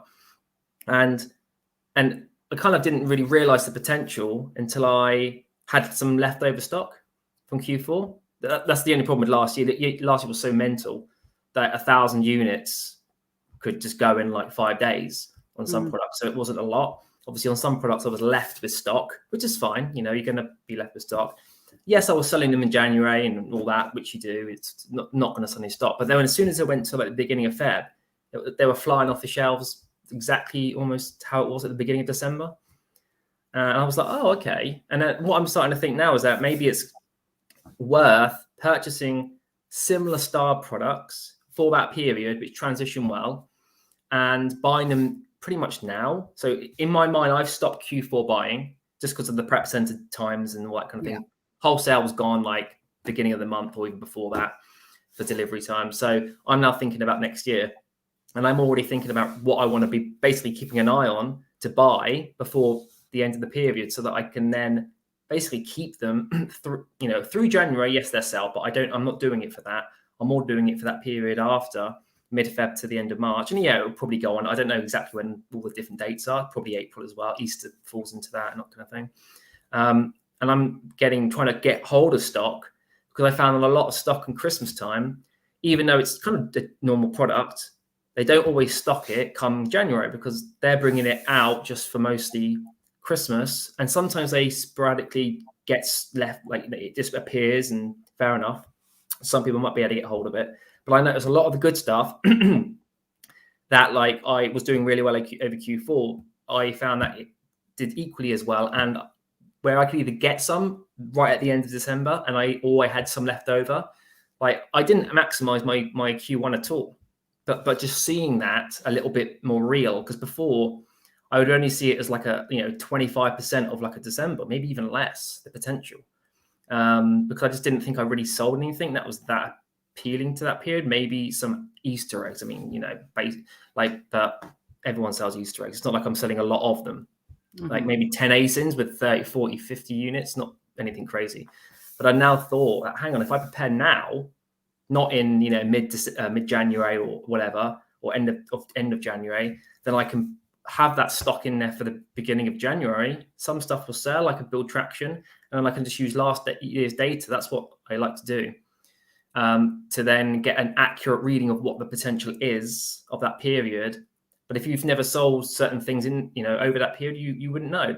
Just like when you see keep a graph and you see it over Q4, 2000 rank or something, you see it in August at 2000 rank, it looks the same, but it's 10 times, it's selling 10 times more in Q4 just because of the demand, even though the keeper graph doesn't look anything different. Same when it comes to Q1. You go, yes, it's still a good rank, but actually now I think that the sales are like, 20% or 10% of what they would have been, but actually sometimes they're not. And if I hadn't had that volume to kind of just being like shocks into realizing that, I didn't maximum. I probably did 30%, 40% of like what I could have. If I found this on the web. Oh, talk to me. I should have looked what it was coming up with.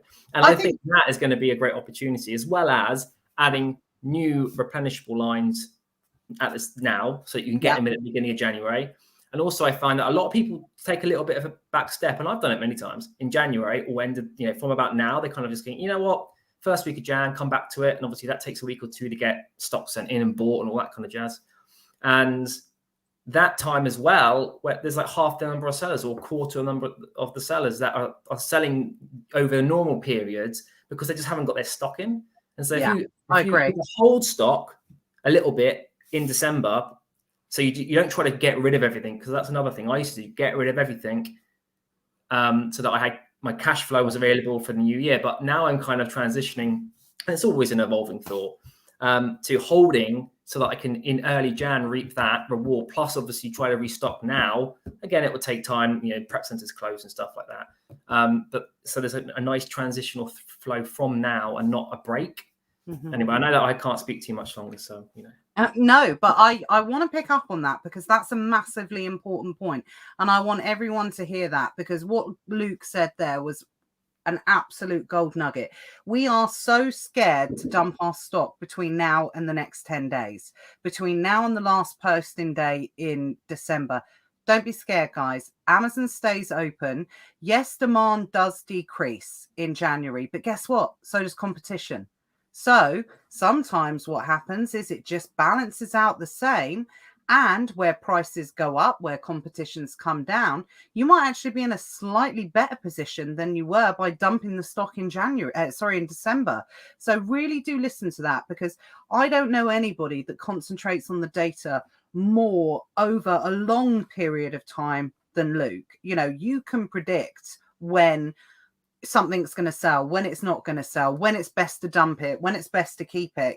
That's what you do. That's the crux of your model, essentially. So guys, don't worry about selling out over the next 10 days, unless they're advent calendars. Of course, you don't want to have like 800 or something. I was looking at some listings today, and I saw that some sellers were being a bit over optimistic, because I think they predicted last Q4 where everything was just going, literally everything. Yeah. It isn't, to me, I haven't seen it. Yes, I have on very specific, not when I say specific, it's hundreds of items, but it's not literally every single item that was pretty much last year. Mm-hmm. I agree. All the good stuff is still doing exactly the same. But I've noticed that some people look like they've just over exit, basically. Like, you know, I might have 500 and they've got 800 or 999. And I'm like, you know, even I wouldn't be buying that much, because they probably, either they thought, let's buy loads at the beginning of Q4, and then they realize it hasn't sold like how it is, or more competition, because there has been more competition this year, I found. Maybe not on everything, but, you know, from what I've seen. Or they thought that there'd be growth off of last year. And it's always hard to say what is growth over Q4, because it's always crazy. So it's hard to say, like, what does that even look like? But yeah, I think the important thing to take out of this Q4 versus the Q4 previously is that you can't look at the Q4 previously, because it was just such I don't think you can look at any of last year. Yeah, it's a unique event. And yes, so you're absolutely right, Luke. You know, 2020 was the same. You need to base your decisions really on 2019. And what's interesting is the difference between, yes, there are certain areas that are not in as high demand as there was in 2020, but the whole world was locked down, guys. What do you expect? You know, Amazon grew 5 times during that period of time anyway, without, you know, the pandemic. Whereas if you look back on the data between 2021 and 2019, it's staggering. I can't wait to see Amazon's figures from this year, what they're going to come out. I'm going to make a prediction that even though you're feeling like last year was a bit of a blip, and maybe this year might be a little bit lower than last year because of that blip, I can guarantee Amazon's sales on. Or is that not what you're saying? No. Demand is actually overall higher than last year. Yeah. That's absolutely higher. Yeah, right. I think it's absolutely higher. I think there's just more. There's more people tuned in this year. Yeah, there's a lot more people. And actually, just quickly to add before we wrap up or whatever. But I was saying to my friend, like, I when it gets really not tough, but when if you look on definitely, you saw it mostly on advent calendars. Like, it was so obvious. This number of sellers like triple on all those best-selling advent calendars, or even more. They went to like 100, and the year before was like 30. The year before that was like 28. You know, like, it was just a drastic increase on that kind of stuff. And not that everything was, again, but, you know, the stuff that I saw. And I think a lot of people will get a bit burned this year, maybe because they had last year as a brand. That was their first year. They didn't know anything else. They had last year, and then they were acting. And I almost want it to be, for me, it was a bit more challenging this year, definitely. And definitely at the beginning of the year was just it's a bit of a mess everywhere with all the restock stuff. I want people to find it hard or harder. So if I'm finding it harder than last year, because last year you just click a button and it was just like that. But this year, obviously, you had to think a bit more. And I want people that are a little bit more, this is a bit harsh as well, a little bit newer within, 1 or 2 years. You want them to go. I want them to go and go, you know what? I thought it was going to be amazing like last year, but actually at the end of the day, I only made like $5,000. So I can't bother to do that anymore, because it was all that effort. And I just made a couple of grand. So I'm hoping people will just be like, clear them out, get them gone. And the people that are resilient and stay into it and push through will you're going to find that in all models, in different things. You know, people, you're going to have high level of people leave, high level of people come in, and it comes down to, we said it. I said it when I was talking to Hayden. You know, when we were talking to Hayden, it's different models to suit different things. But I tell you what, it still remains the fact. Most people, even the people I know, old school people, OGs from the Secret Wealth Project, from 5 years ago, even if they don't do Amazon now, they're doing something highly successful that it started with Amazon. So I think it's a fantastic, it's a fantastic perfect like entry model. Get your hands dirty. Is that the right thing you're saying? With all the different aspects of business, light and some heavy, as in it's pretty easy to understand stuff. Yeah. Obviously, you can go in more depth and everything, and then you can always decide to challenge yourself in business another way later on. Yeah, absolutely. Luke, I've got to cut you off. Sorry. I don't have to be as polite to you as I do for everyone else. Sorry. That's all good. Right, no, you're done. No, Luke, thank you so much. Thank you so much for dropping by. I know I'm going to see you next week, but on behalf of everyone, pardon? I'll see you on Thursday. Yeah, that's what I was just about to say. I'll see you on Thursday, but on behalf of everyone else, wish you a Merry Christmas, safe journeys back to Lithuania, and we'll definitely see you back here on Nevermind the Buy Box in 2022. Perfect. Good to see you, mate. See you, Matt. See you later, dude. Have a good Christmas. Right, a couple of quick questions, and then I'll get our next guest in, and then we've got one more after that. You're not going to want to miss the next two guys. Really great guests coming in for sure. Linda did ask, where do you get the majority of stock from? It's wholesale. Luke is mainly a wholesale seller, so I can answer that on his behalf. So someone said, I wish I had a shotgun license. Oh, it's John Stevenson. I thought, oh my God, who wants to shoot us? But no, this is the Prepper Products. I'm going to bring the next guest in while you're showing off, your generation game kind of swag bag. What's it called? Grab bag. Right. Welcome, Matthew Wright. Hi. Hey! What on earth is that? It's a bread knife. It's a bread knife, is it? I'll picture like for bread. This video is going to get censored on YouTube. Silky saw. It's a silky saw. Is this for the COVID apocalypse? Is that what you're planning? Yep. Yes, sir. Zombie apocalypse. I'm ready.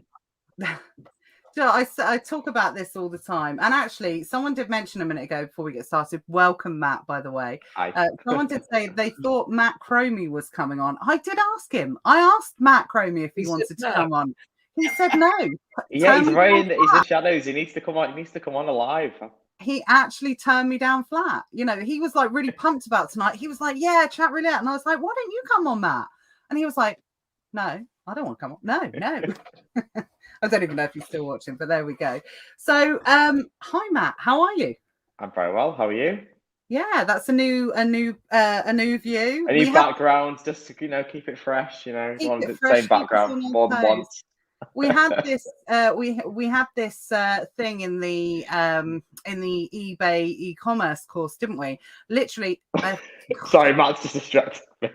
every time we literally we did a new video, Matt would be like in a different background. I'd be in the same background like every single time. He was playing like musical musical slots. Yeah, I know, you just like literally have it. Right, Matt, let's dive into it because again, my next guest is already queued up waiting to come in, and I don't want to like I said, we run late tonight, so thank you everyone for bearing with us, by the way. But Matt, actually, I want to talk a little bit about eBay actually, because there was some big breaking news from eBay this week, and I don't know if you managed to see it yet. We've talked about eBay being up and coming for a really long time. Well, not up and coming. I mean, it's been around forever. Yeah. But a lot of people, as a result of your learnings this year, have really started to see some phenomenal. It's great. It's fantastic. Yeah, I know. Like literally, it doesn't get shouted about enough. But a lot of people who took Matt's course this year have really done phenomenally well with growing their eBay business. Again, not talking about what Hayden was talking about earlier, people that was already doing well with Amazon and they did want to branch out. It was the right time to do it. We always made that clear throughout the time. But what's really interesting, we talked about eBay being the one to watch. And what have eBay come out with this week? eBay lending, capital funding. They have. I saw this and I was a bit surprised actually, because I was surprised. Well, no, not because of the announcement, but I've been using it since April. Oh. Yeah, wow. It's been. I'm guessing they've kind of kept it on the down low, because I got an email invite to say, do you want to apply? So I did that. I got a good offer, and I took that, and I had another one actually, which I renewed. Again, not trying to like financial advice. I took another one in September. So I've actually had it since April. But I'm guessing it was kind of just like a trial, kind of seeing how it was going to go, and then now they're pushing it out to more people. But like you say, it's a massive thing that's just helps eBay sellers, and it's going to be great for the platform. So are the rates comparable to Amazon's, or better or worse? Or they're not. They're more. They're not like in the same way as Amazon's loans are structured. They're more like, if anyone's ever used PayPal working capital, you get an upfront fee, a fixed fee, and then you have to pay it back at a set percentage of your sales every disbursement or every kind of weeks or whatever. Do you have to pay it back on like every disbursement, or is it like a pay us back when you want? Or no, you have to pay it back. They take a percentage of every disbursement. So they'll say like, oh, you can borrow 50 grand and that'll be 30%, or you can borrow 30 grand and that'll be 25%, or you can borrow 15 grand and that'll be 20%. And they take a percentage of each of your sales that way. But the good thing about the eBay disbursement cycle is it's 24 hours. So at the end of the day, you're recycling your money, you're flipping your money, you're turning it over, you're compounding it a lot quicker than the Amazon model. Oh yeah, definitely. That's the main advantage for eBay, is you get paid next day. Whereas Amazon, like I said this, you send something into Amazon, it'll get picked up by UPS, let's say today, then it'll go to UPS, and then let's say Amazon are quick and they receive it on Friday, then they unload it on Monday, and then they transfer it to another warehouse that could potentially take 10 days, and then it's available for sale, and then it sells, assuming that sells straight away, and then you've got to wait 2 weeks to get your money. So you're looking at realistically a month turnaround. Whereas I have genuinely listed things on eBay. I could list something right now. If it was priced right, I could sell it within the next 5 minutes and I could have that money in my bank account tomorrow. It's not quite as good as PayPal was, because PayPal was literally instant, but even still, compared to Amazon, it's just incomparable. I suspect at some point in the not too distant future, I know that there's already grumblings about it and rumors on the Amazon mill, but I suspect that Amazon will definitely speed up their payment processing system. I know they've already talked about bringing it down to a 7-day period, but I think that's definitely going to be a big thing for Amazon next year, because I don't think there's a bigger gripe. There's a massive void between the people that can instantly disperse and get their money every 24 hours to the people that have to wait 16 days for that Amazon payment cycle. But interestingly as well, I don't know if you sell in Europe, but if you sell in euros in Europe, their payments come in quicker in terms of actual transfer times. If I have a UK disbursement, let's say I had it yesterday, it would take 5 days to come in, whereas if I have a euro disbursement, it's in the next working day, 9 o'clock in the morning, which doesn't make any sense to me. So that proves that they can pay you more quickly. They're just choosing not to, and that's even on the 24-hour cycle. So, absolutely. Sean said I sold a leather jacket on eBay today for 230 quid. Only 50% fee, as they give you the offer too. eBay look after us better than Amazon, in my opinion.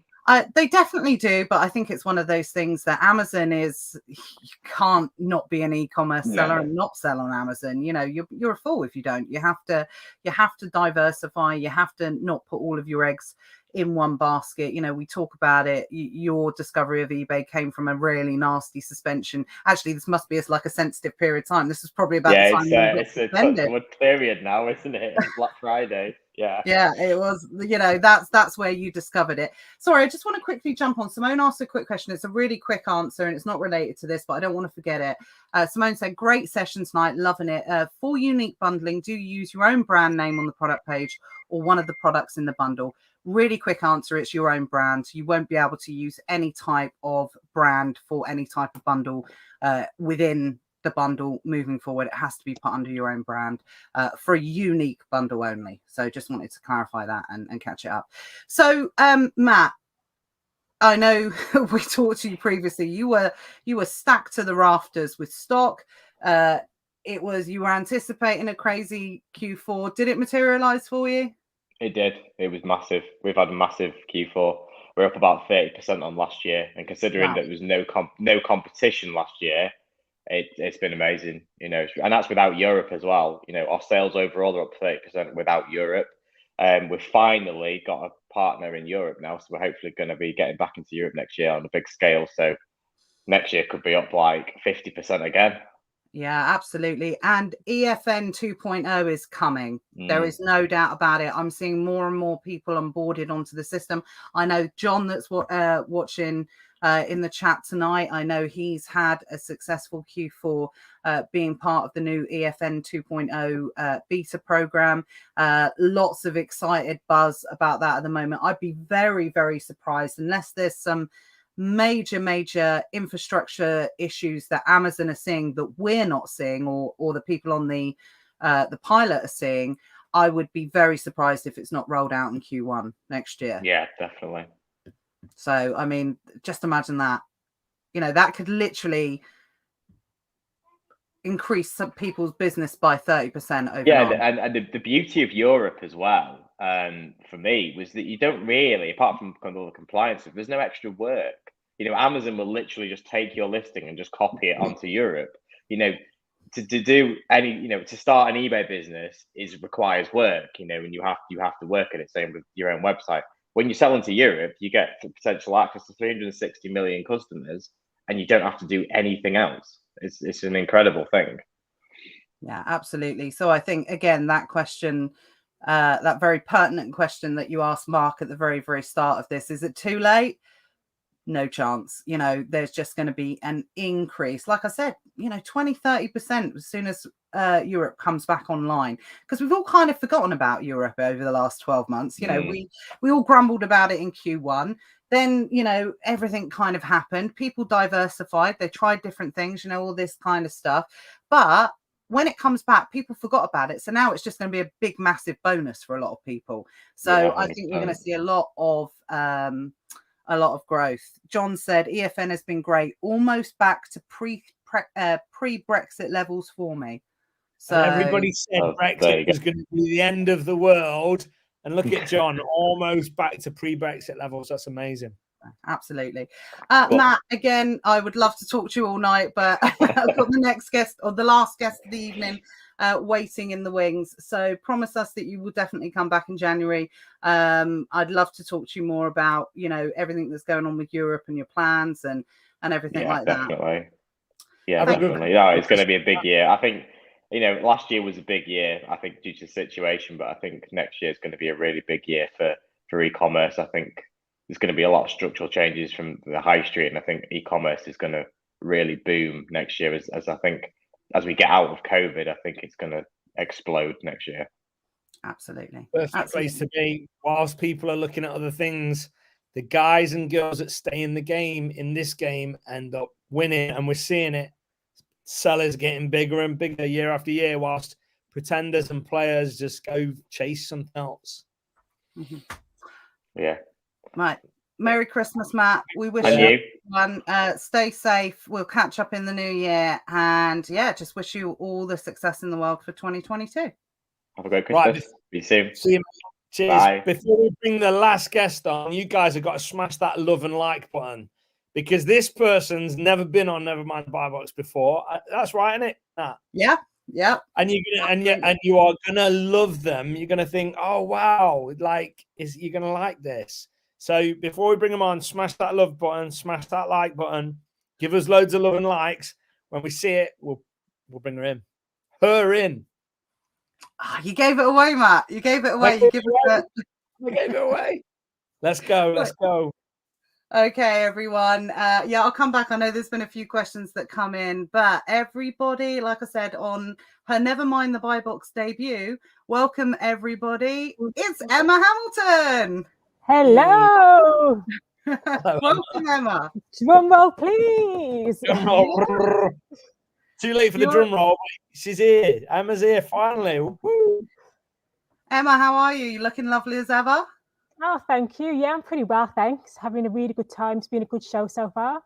Oh, thank you very much. Thank you. I know you jumped in at the start, so you've done well to hang in there the whole time. Oh, bless, you've been there the whole time. Amazing. Yeah, in the lobby, yeah, definitely. No, not in the lobby. Oh, just like watching, but I do watch it every week anyway, so it's been interesting listening to what everyone has to say, and I do agree with a lot of things that everyone has said tonight as well. Yeah, well, you're a celebrity now, aren't you? I've seen you now. You're in the paper. You're on TV. We've got a real life celebrity here, not one of us fake YouTuber, Facebook group type people. She's legit. Oh yeah, Emma is like a proper YouTuber. You know, not like me. I forget to ask people to like. I forget to ask people to comment. I forget to ask people to subscribe. Emma's a total pro when it comes to that. Well, congratulations. We've got to talk about the TV show. I've got to admit, I still haven't had a chance to use it, but I have been recording it. So when I break you know, from work, like we all do when the kid's off. It is on the watch list. I'm going to do nothing for Christmas week, you know, apart from watching TV. But tell us about the TV show. I mean, congratulations. You knew about it for some time. How did it come to you? Why did you decide to do it? I know why you decided to do it, but yeah, just tell us about it if you don't mind. I'll just see one of the questions. Do I have an agent yet? Yeah, absolutely. Yeah, so basically, it all came about. The producers contacted me by email. They'd seen some of my YouTube videos, obviously talking about pallets, buying stock and that sort of thing. So essentially, I was pretty much scouted for the show. They asked me if I wanted to take part. You know, initially when you usually get these emails, you're like, oh, is it legitimate? Is it not? But I thought, what the hell, just go for it. So me and my mum, we had a sort of video interview with them, and just they was asking us some questions, asking what we like to buy, what we like to sell, and that sort of thing. And so it all sort of started from basically them seeing my YouTube videos, reaching out to me, and the rest, as you say, is history. Yeah, absolutely. And what's the response been? I mean, you know, we're part of your group as well. We see the response. You just get, I personally think, obviously, you just get so much encouragement from the Amazon community. I think, you know, what's the response been from that point of view? Has it been something that you've just, what's the response been like? Yeah, so the response has been pretty good so far. Like, obviously, been having lots of Instagram messages, tweets, obviously people on Facebook just watching the show and that sort of thing. Obviously, if you haven't watched it, it's called Bidding Wars, and you can catch it on Air 4 OD now. It's like sort of streaming live. And the reception's been really good. And as you've seen from the TV programme, it appears that I've been picked up by the national press as well. Yeah. So they sort of featured my story in there. So that was like a nice surprise and that sort of thing. So yeah, it's been one big sort of whirlwind. And I don't know, I guess it's sort of like, where does it go from here? Do I sort of accept what's happened, or will more opportunities come along? But I did really enjoy like filming for the TV, just the way you treated, like we had like chauffeur-driven cars, we got to stay in like nice hotels. We had like our dinner and stuff paid for us, was treated hand and foot, anything we needed on set. We had like one day I said, oh, I'm a bit chilly. Next thing I know, they've been to Dunelm, they brought me like some nice big blankets. So literally there was like on us hand and foot. And it was like sort of, I guess, you know, tasting what the other side tastes, you know what I mean? Like, yeah. It was good. A bit of what the other like. There you go. If that was Matt Webley in that situation, he'd be wanting stuff for his grab bag.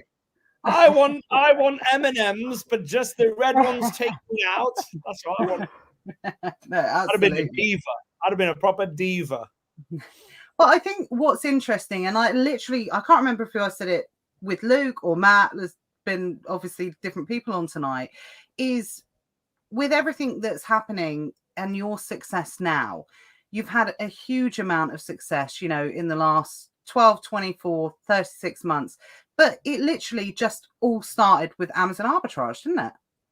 Yeah, exactly. So I guess, you know, I was thinking about this. I haven't really set out to do anything but, you know, sell on Amazon, share my story a little bit on YouTube. Yeah, I could share it a bit more because I'm sort of busy sometimes. I don't do as many YouTube videos as I could or I will be doing next year. So I just started like buying stock from stores, like everyone is seeing, like going into booths, buying some items and selling it on Amazon. And then now we've sort of grown into this business where I'm employing staff.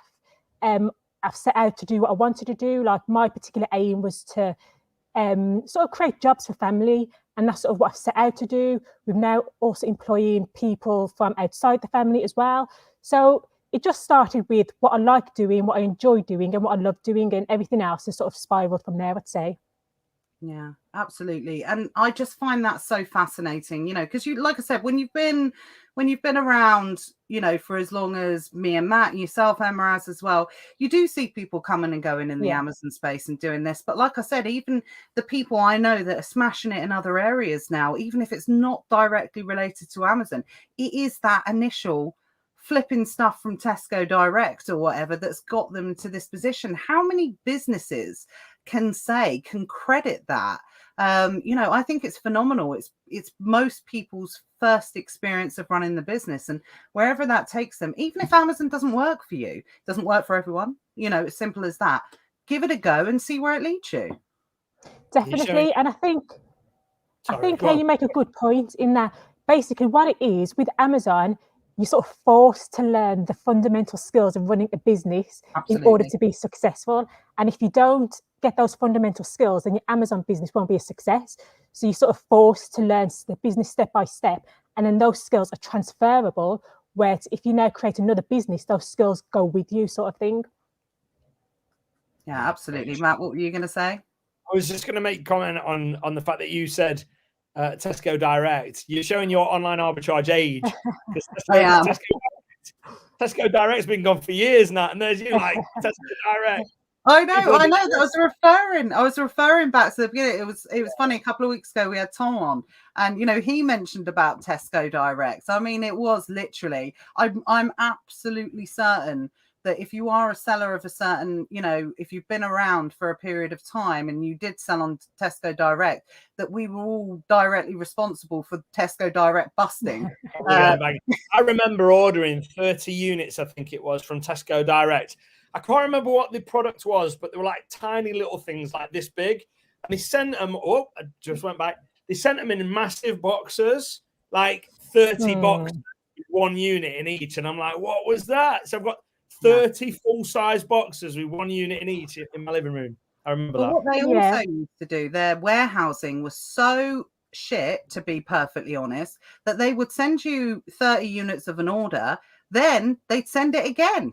So you would get it for free. I've never experienced more free products than you got from Tesco Direct. And do you know what the funny thing was? And this is the God's honest truth. We actually got sent it was something like 15 boxes of Duplo Extra. I tried to take them back I felt bad. I tried to take them back into Tesco and they were like, keep them. And I was like, but they were like, we don't deal with Tesco Direct. It's a separate function. Just keep them.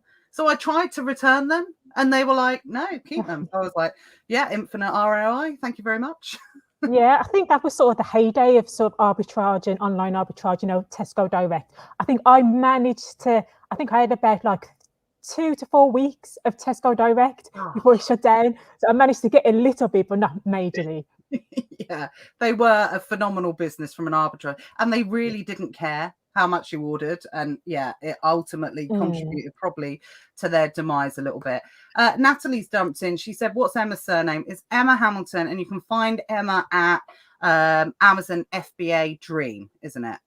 On YouTube. Yeah, so the Amazon FBA Dream on YouTube, Emma Hamilton on Instagram. But I think I'm going to change my YouTube channel to Emma Louise Hamilton, because pretty much that's what people call me. They don't really say, the Amazon Dream. They're like, by my name. So I think my name is sort of the brand now. So yeah, no, absolutely. I just wanted to give Emma a shout out, obviously, but don't go anywhere, Emma. If you've got time, I'd love to talk to you a little bit more. John says Toys R Us are coming back. Maybe we'll get Tesco Direct. I don't know.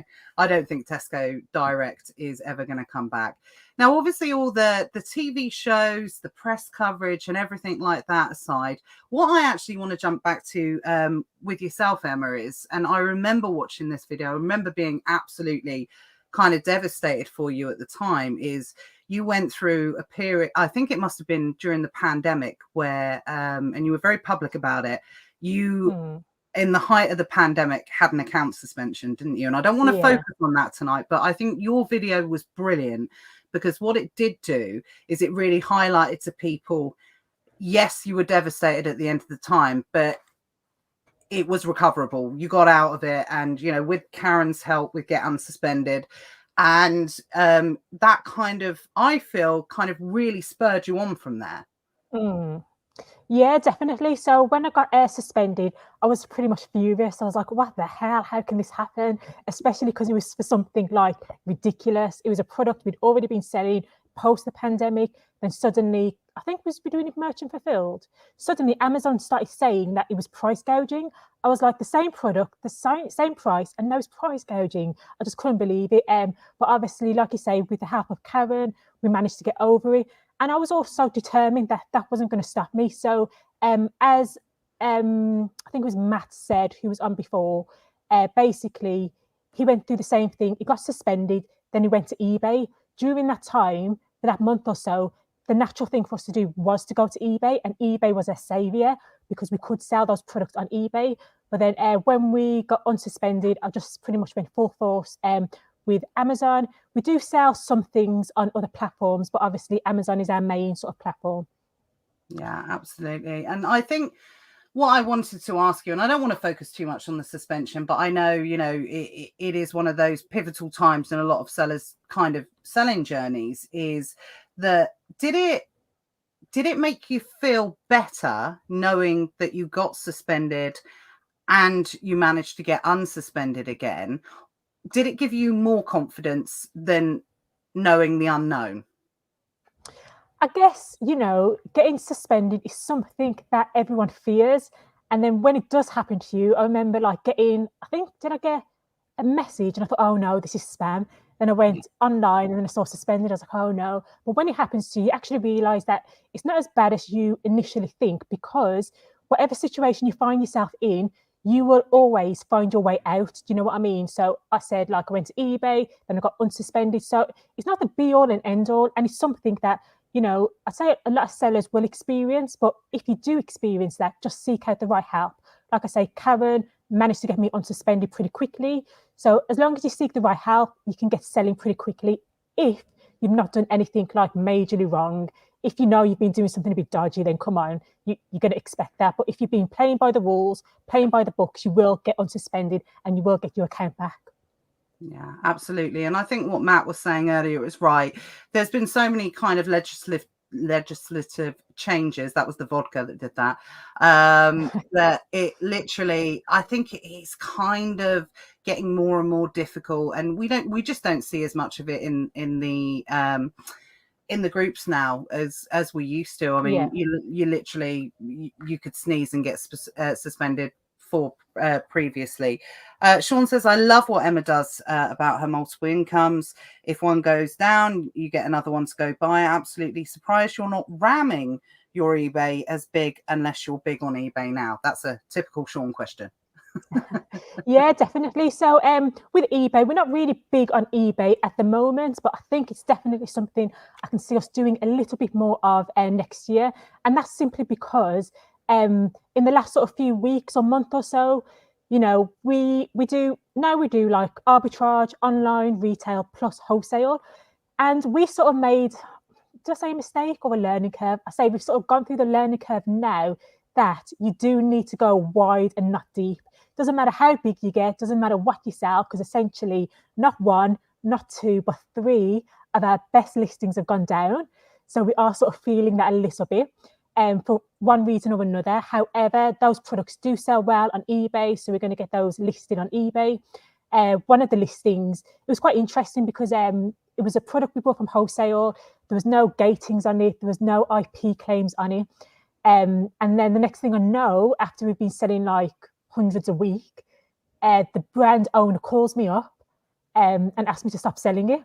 I did know she knew of me because she sent me a message. I saved her number in my phone. The intention was to sort of give it a call, film myself at the same time, make a little bit of a vlog out of it. But she called me before I got to her, and essentially she said she's got an SDA agreement with another seller, and if I'm selling it, then she's going to get fined. So we've come to an agreement. I've taken down the listing. She's paying for the removal fees, but she said she'll give me preferred status on eBay, preferred seller status on eBay. So I thought I built a new connection, got another stream of income because I can ramp things up on eBay now as it sells pretty well.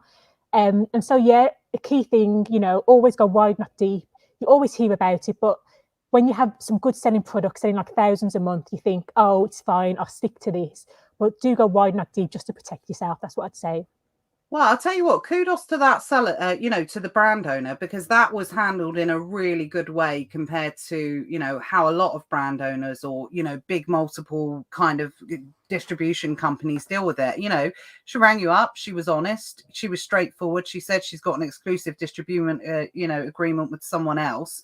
And, there's nothing she can do in that scenario. If she's got a contract with someone at the end of the day, there's not many situations, but because you had the backup of the eBay, you were able to not be left in the lurch essentially. Exactly. You know what? I was go on. You know what? I didn't need to come here tonight. Nat, between Nat and the guests. Sorry. Go on, Emma. Go for it. No, I was just going to say one more thing, that if somebody ever does reach out to you, like a brand, requesting you to take the listing down or wanted to speak to you, I will say get back in touch with them as soon as possible, because, like I say to you, one of my other listings have been taken down, and I say listings, more of brands. We had about 15 listings for that brand, and essentially because I didn't get back to her quick enough, she went to the wholesaler and got my number from the wholesaler, because everyone signs agreements, business to business. Your details aren't secret, like they can be shared. Then the wholesaler then checks my Amazon store, sees maybe I'm selling some products I shouldn't be selling, and that's the supply cut off for that product. So I'd say if a brand does reach out to you, before it escalates or gets any further, just contact them, speak to them, have an honest conversation, and see what can be done in terms of moving forward with that. That's great advice, Emma. I've not heard really anyone say that before. So yeah, that's fantastic advice. What I was going to say is, I wonder, with your newfound celeb status, I wonder if it could open doors in wholesalers. You know, how wholesalers are always looking to like see if you're legit and all that stuff. Imagine saying, "Oh, this is me on this TV show. This is me in a national newspaper." I imagine that's going to open all kinds of doors for you that was closed to you before. Just a guess, but I reckon it would. I'd be like throwing it. Like you got a good point. Like I might try and use that, and see how it can be used. I don't really have many ideas right now how I can use like my newfound fame. Like I don't think I'm famous, but like just see how it can like be worked in my favor. It's credibility. Yeah. It's credibility. Do you know what I mean? If you show them that, then they're going to know that you're a credible seller. You don't need to prove anything else. Go, look, I've been in a national newspaper and I've been on TV. That's instant credibility. It's like that probably puts you in their mind as more authority or more credible than them. Do you know what I mean? Like they've not been on TV, probably. They've not been on paper. So I'd definitely try it. No, absolutely. Carry on, Emma. Yeah, I was going to say you got a good point, because like some wholesalers, the bigger you get sort of thing, you might try and move from like normal wholesalers to maybe some bigger wholesalers who sort of deal direct with the manufacturers and that sort of thing. And some of their criteria to getting access is very high. Like their minimum order quantity might be like £10,000. They might want to see like pictures of inside your unit to make sure you're legitimate. And like you say, that sort of thing I can like probably do that to get a bit further ahead than otherwise might have. So yeah. Harminder's start the call to wholesalers with, "Do you know who I am?" I'm going with Harminder's route, definitely. That's what I will be doing. Did you see me on? Do you know who I am? For sure. Yeah. Emma, Natalie's asked, what model do you do? OA, wholesale, bundles, PL? Yeah, pretty much. We're just straight to the point, really. We do, I'd say, about 10% RA. And I have like one of my colleagues or one of my staff members going out to get the same sort of products. It's not really finding products from scratch. I'd say maybe 50% OA and then 40% wholesale. And has that been the big change in the business this year, is diversifying more into the wholesale, more into the pallet side of things? Would you say that's been the biggest change in your business this year? Yeah, absolutely. So pretty much at the start of the year, I was having a conversation with my mum, because obviously she's really big in the business in terms of like running the warehouse. Yeah. And I could see that in order to move forward, we needed to get somewhere a little bit bigger. And my mum was sort of like, no. But I was like, I guess I'm sort of the visionary in the business. I can see what we need to do to get to where we need to be. So I sort of had to like encourage her, like say, yeah. So we got the uni, which enabled us now to take in more pallets of stuff from wholesalers, which also enabled us to like scale up a little bit more, get more stock in, that turnaround. So I'd say last year, or this year, shall I say, the biggest thing for us was wholesale. And I would say do one thing at a time. Don't try and do everything, because if you try and do everything, you end up doing nothing. So this year was really about the wholesale. We've got that solidified now. That's all set up, all working, ticking over. Next year, so 2022, for me, it's about starting to build a brand. We've got our trademarks, so just getting all that set up. And so just doing one thing at a time and not getting overwhelmed, not getting stressed, just doing things orderly and at a pace that suits you as well. Like I'd say if you're getting into this, you need to know why. Why is the biggest thing that will keep you going when things get tough. You'll have your why. You'll understand what you're focusing to and what you're working towards. So you're not going to be trying to always follow what other people are doing, I'd say. And you'll have your own mindset. You'll understand what you're doing and why. So I'd sort of say that, know your why, get a plan and just follow that plan through and see through. Amazing. And do you know what? I think what's really interesting, Matt, is that there's been a running theme through tonight. We've had 6 highly successful, if my math's right, 6 highly successful Amazon sellers. Yeah, I think it is tonight. And pretty much every single one of them has said exactly what you've said there, Emma. But, focus on one thing, get it right, get it tight, get it kind of where it needs to be, then move on and then do that. And I think there's just, there's too much of what people are saying there for it not to be absolutely true.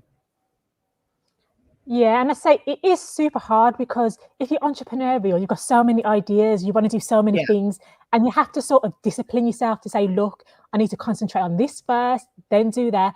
Because like I say, that's one of the only ways I think really to succeed is to stick to one thing, make it work, then move on to the next thing and build eventually different income streams. So really with me, like I said, last year was about the wholesale business, but also getting the unit and the Amazon business to the point where now I have very little involvement on a day-to-day basis for what's going on. So my mum's running the unit. We've got our RA who's finding the stock, buying it, sending it to the unit. Now I've got another RA who is going to be doing what I was doing, which was really the invoices and collating all that. Let me say, VAT, admin side of things, it's a nightmare. So I've got to the point where I'm now it's time to bring on another RA. Now we're making X amount of profit. You can sustain the new RA. I can move out. And then now, 2022, my focus will be, like I say, the brand and also now YouTube. Now I'm out of the Amazon business. Hopefully I can do more YouTube videos. Yeah, we can't wait to see that, Emma, because we love your videos here. You make fantastic content for people to watch, and I'm sure you're absolutely a key part in people's Amazon success, over the last couple of years for sure. I see Thomas Parkinson saying hello to you guys on YouTube. I know you've both met him in the last week, is it? Something like that? Yeah, yesterday. Me and Tom spent the day. If anyone saw a story of him dribbling... was that you? I thought, was he with you when he was doing that? Yeah, I bought him that. And then he said, and now I'm at Wembley. I was there, Tom. I was there. No, absolutely. We would have loved to have had Tom on tonight, but he's doing, you guys who follow Tom, you would have seen in his stories, he's doing so much traveling. He's trying to get around as many people as possible. And unfortunately, he was traveling tonight. So he was unable to come on, but I'm sure he would have, I was like, no, you're doing too much, come back and see us again another time. Don't worry about it. But hi, Tom. Safe travels for sure. He's a lovely guy. He's a lovely guy. Yeah. I think I was off yesterday. I just felt a bit like I ended up falling asleep at somebody's house. We went to somebody's house after seeing Tom for pizza. I fell asleep there. I don't know what was up with me, but he's a lovely guy, top man. Yeah. I say he's a good guy. Very knowledgeable and full of energy. When he came to see me, I was half asleep, and then by the end of it, I was I was like, how do you have so much energy? I kept apologizing to him for being such low energy, but maybe it's just he's super high energy, and it just made me feel low energy. I don't know. Now, I think I was a bit off. I think I was a bit feeling down in the dumps or something, or ill or something. I don't know. Oh God, I don't know if there's a running theme going there. I think it's I'll have to make sure if he comes and sees me that I'll have some good coffee beforehand, and not the type of coffee that Tom has. I mean proper coffee. Oh, I think that might be why he's so high energy. I think he had about 12 coffees before dinner. No, absolutely. And I didn't even have one Monster. I think that was my problem. Are you back on the Monsters? Yeah. That's why you've got low energy, because they're taking. Yesterday, whilst I spent the day with Tom, it was the first day in months probably that I'd not had a Monster. And yeah. There It's we the go. day you needed it as well. It's the day I really needed it. Today I had one and I feel better. Biggest take of tonight: if you meet Tom Parkinson in person, you got to be on it. That kind of monster, or a few lines of cocaine. I'm kidding. I'm kidding. I'm kidding. Joe. Oh my God. No words of a lie. I was actually thinking that, but I dare say. Yeah, I'm such a good gal. It didn't even cross my mind. Didn't even cross my mind. It's 20 past 9 at night. It's past the watershed. Don't be angry at me. I was just joking. Don't do that. It was going so. Oh, look, Mark Penn dropped about 8 F-bombs in the first 15 seconds. So don't worry about it. It was all from there. Emma, I don't want to take up too much of your time because I know it's late and I know how super busy you are this time of year. So one thing I did definitely want to ask you, you've talked about everything that's, been phenomenal for you this year. I saw one of your posts last week about when you were meeting with your mentor and you were talking about planning and that type of thing. So, if you wouldn't mind just giving us a little bit of an insight into what is going to be happening, what are the plans for next year for you? Yeah, definitely. So I'd say the plans for next year are mainly in terms of the Amazon business. I want to bring that brand to market. It's something that I've been planning. I've got a few ideas. So that's going to be my main focus in terms of Amazon, bringing a brand to the market. Also, now I feel like I've got more time because the bread and butter of the Amazon business, the OA, RA, wholesale, because that's all sort of automated now. I have more time to do social media, which is something that I really enjoy doing. So I think, for 2022, like I say, don't want to overwhelm myself by saying too many things. I'd say those are the top 2 things. And thirdly, I'm sort of thinking that because I went on holiday to Cyprus like a few weeks ago, I really think that I need to have more breaks. So one thing that I'm really going to prioritize is sort of every sort of 3 months going away on holiday, just enjoying myself while I'm in the process of building multiple businesses. So I say those are the top 3 things. So building a brand, doing more social media, and enjoying myself in the process and like seeing the world and going to different places. I love that. I love that there's a personal goal in there as well. We're all so focused on work and, money, and, success. But actually, Johnny picked up on it when he said it earlier, you got to have your health as well. I don't know. Yeah. I feel, with you guys going to Mexico, everyone I speak to, everyone's going to Mexico. Everyone's like going to Europe and doing these different. I think I'm going to be the only one sat here. Come and join us. Let's all go to Mexico. Yeah, I'm just not staying here. I'm not staying here for no more lockdown nonsense. I'm off to Mexico. Yeah, absolutely. Well, Emma, thank you so much for joining us. We really do appreciate it. Again, we wish you massive success in 2022. Hope you'll come back and see us again next year and keep us updated on everything fantastic that's been going on with you. Congratulations on everything over the last 12 months. You've been absolutely smashing it and a major inspiration to everyone that's watching tonight and in the Amazon community. Thanks so much for saying that. I appreciate it and, look forward to coming back on. Obviously, I've made my debut now, so I won't leave you so long next time. True legend in the game, Emma. It's good to see you again. Hopefully we'll meet up for food again soon or something. Yeah, awesome. Look forward to it. Be nice. Yeah. Take care, Emma. Thanks so much for having me. Take care. See ya. Bye. And then there was 2. It's a marathon, that was, weren't it? It was. Did you enjoy it? I loved it. I absolutely loved it. I think I'm going to need a day off tomorrow, though. After it was quite, it was very intense. Yeah, it's fun though. Yeah, it was really fun. You hit the nail on the head when you said, you sort of said, 15 minutes, you're going to want, more than that. And when you've got such a high caliber of each guest that has got so much to talk about, 15-20 minutes doesn't do them justice. Well, to be fair, if anybody plays back this and times Luke DeGan's response to one question, I think that came in at 14 and a half minutes for one question. So I know firsthand, like from doing this kind of not chat roulette, that's some weird website, but this like roulette, as you call it, thing, like you need more time for each guest. So less guests, more time is cool. No, absolutely. I think it was just definitely a case of, talking to people about, the phenomenal success that Amazon has achieved so much. So Before we go, Matt, I want to ask you, actually, you know, you've had a phenomenal year in terms of your businesses that are related to Amazon. You know, what have been the big kind of personal highs for you? Oh, this is thrown on me after 2.5 hours. I know, I didn't say that. Personal highs for me. I think building out the team, getting to know them, like we've been purposely recruiting locally so that eventually we get an office, and just getting to know the team and seeing them flourish. So like rewind to like 2 years ago, 3 years ago, or 6 months ago, whenever they joined us, just to watch them go from don't know anything about OA, don't know anything about software, don't know anything about this, and don't know anything about that, to now, like they're like experts on the software, experts in like all kinds of stuff. And I just really like to see that transition. So for me, the business, I mean, it was never about me, but I like to like grow people and let them be the stars of the show. And I suppose that's the highlight, really, for me. Without brainstorming some of the highlights, that's probably the biggest one.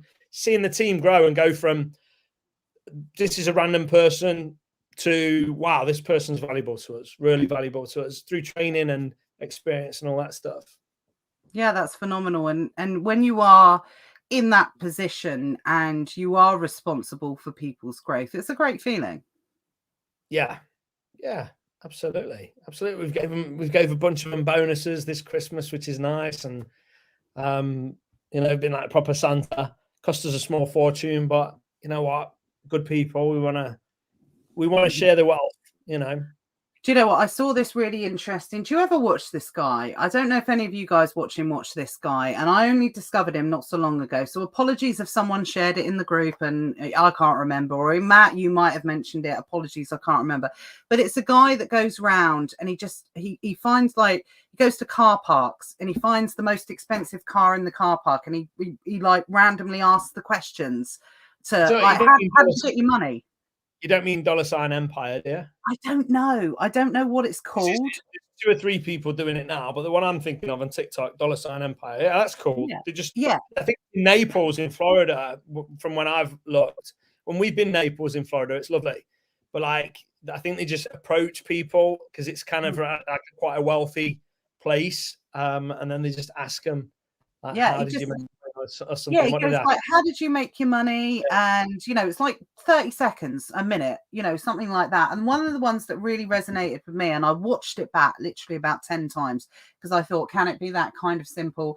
Was some old guy in a Bentley, you know, like living his best life kind of thing.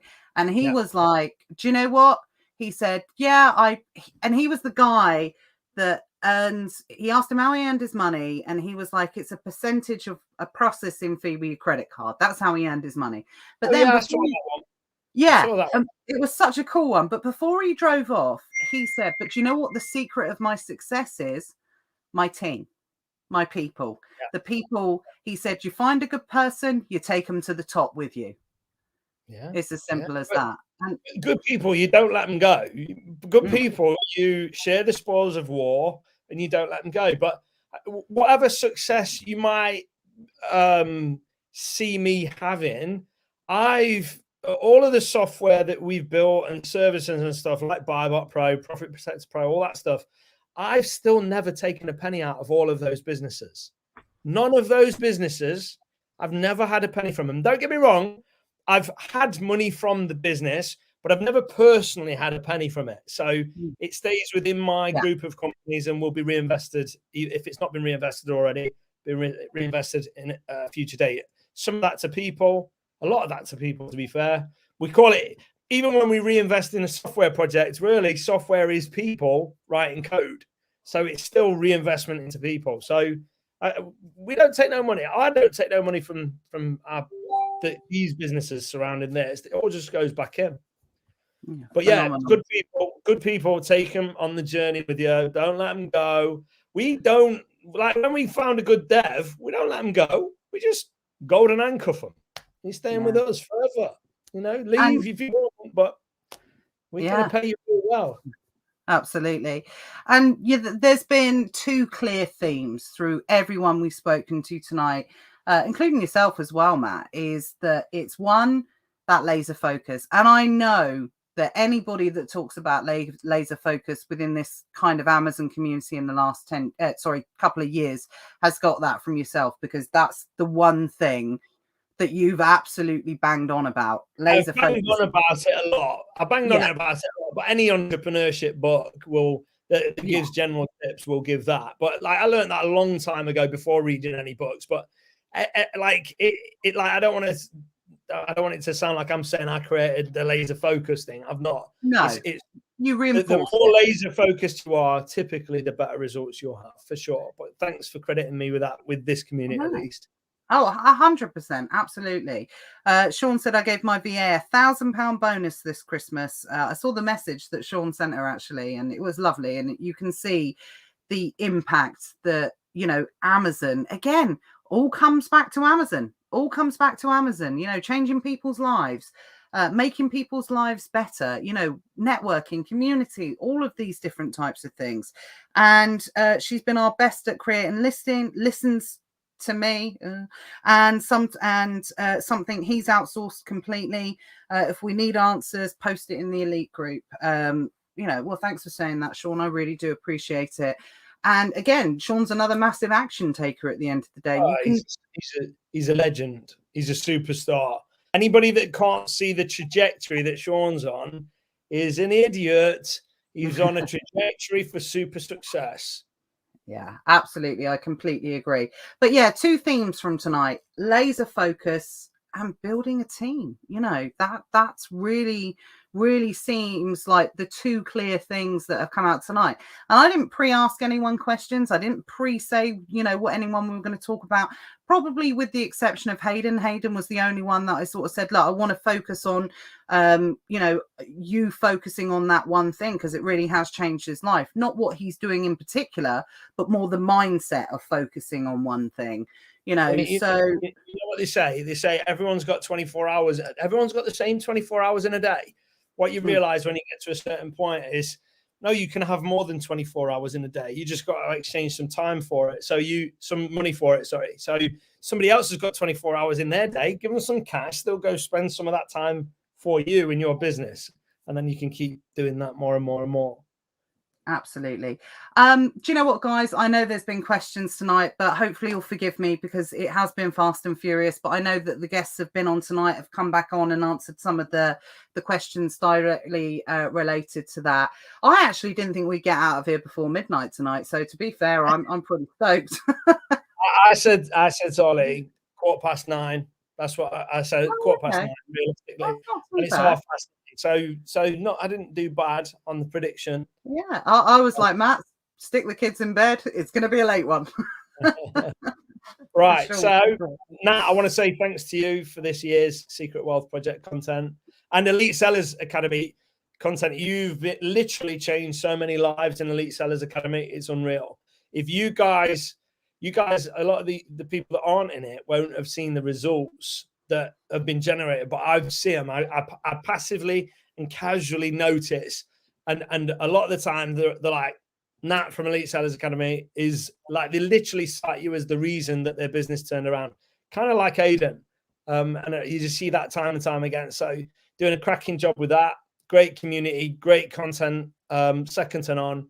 Changed the OA game, taking a lot of sellers from maxing out the 4-minute mile to smashing it. So well done to you. Thank you. I really appreciate that. And, it's been a great 12 months for me as well. Same for yourself. It's something that I've really, I am so grateful. I am so thankful for being in the position that I am to be able to help people. I know it sounds a bit cheesy, and I scoffed at it years ago when people used to say that. But when you get a message from someone, it really does make your day. And, well, I was in Spain earlier in the year, and I got some wonderful, beautiful messages from Hayden, just like really like saying like, thanks so much and blah, blah, blah, and all that stuff. And I'm like, make sure you let Natalie know like how much she's done, and I assume he had either already contacted you and gave you some love, or he did it after. I don't know, but it is nice, and I'm sending him a video message back or 3 while I was walking up a mountain, and it is nice to know. It's nice to hear that, because not everybody, a lot of people, they'll moan at everything you do wrong, but then the people that like literally have lives changed, they don't always tell anyone, or don't even always tell you. So it's really nice when they do, and it really makes a difference. It does make a difference. You know, if you're having a bad day or whatever, you know, I'll get a random message through or whatever. And like I said, that's changed my life in that respect, to know that I never thought, again, coming from flipping blimmin' Tesco Direct stuff on Amazon, I never thought I'd be in a position that I would be able to, you know, influence other people, whatever you want to call it, or be a part of people, you know, scaling and building their business. So I want to put it out there. I'm really grateful for that, and I feel very privileged to be able to do that. So thank you everyone for allowing me to do it. Yeah, so that's it. That's the last Never Mind the Buy Box for this year, folks, and start again in January. So have a lovely Christmas, everybody. I'll be doing more social media stuff probably early next year, so you'll see more of me soon. But until then, I guess we'll see you next time. Absolutely. Merry Christmas, guys. Yeah, thank you so much for your support. It really means so much to, you know, everybody. I honestly believe that 2022 is going to be an absolutely huge year for many people in this community that seize upon the opportunity. Big things happening, lots of new stuff coming, and things like that. So if you want it, it is there for the taking. Have a bit of belief in yourself. But guys, make sure you take a bit of a break over Christmas. I'm a huge believer in that. I think that's really important.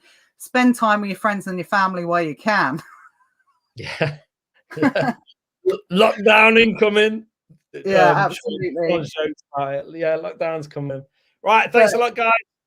Thanks. Take care, everyone. I'll see you in the new year. All right. Bye, everyone. Bye. Happy Christmas. Bye.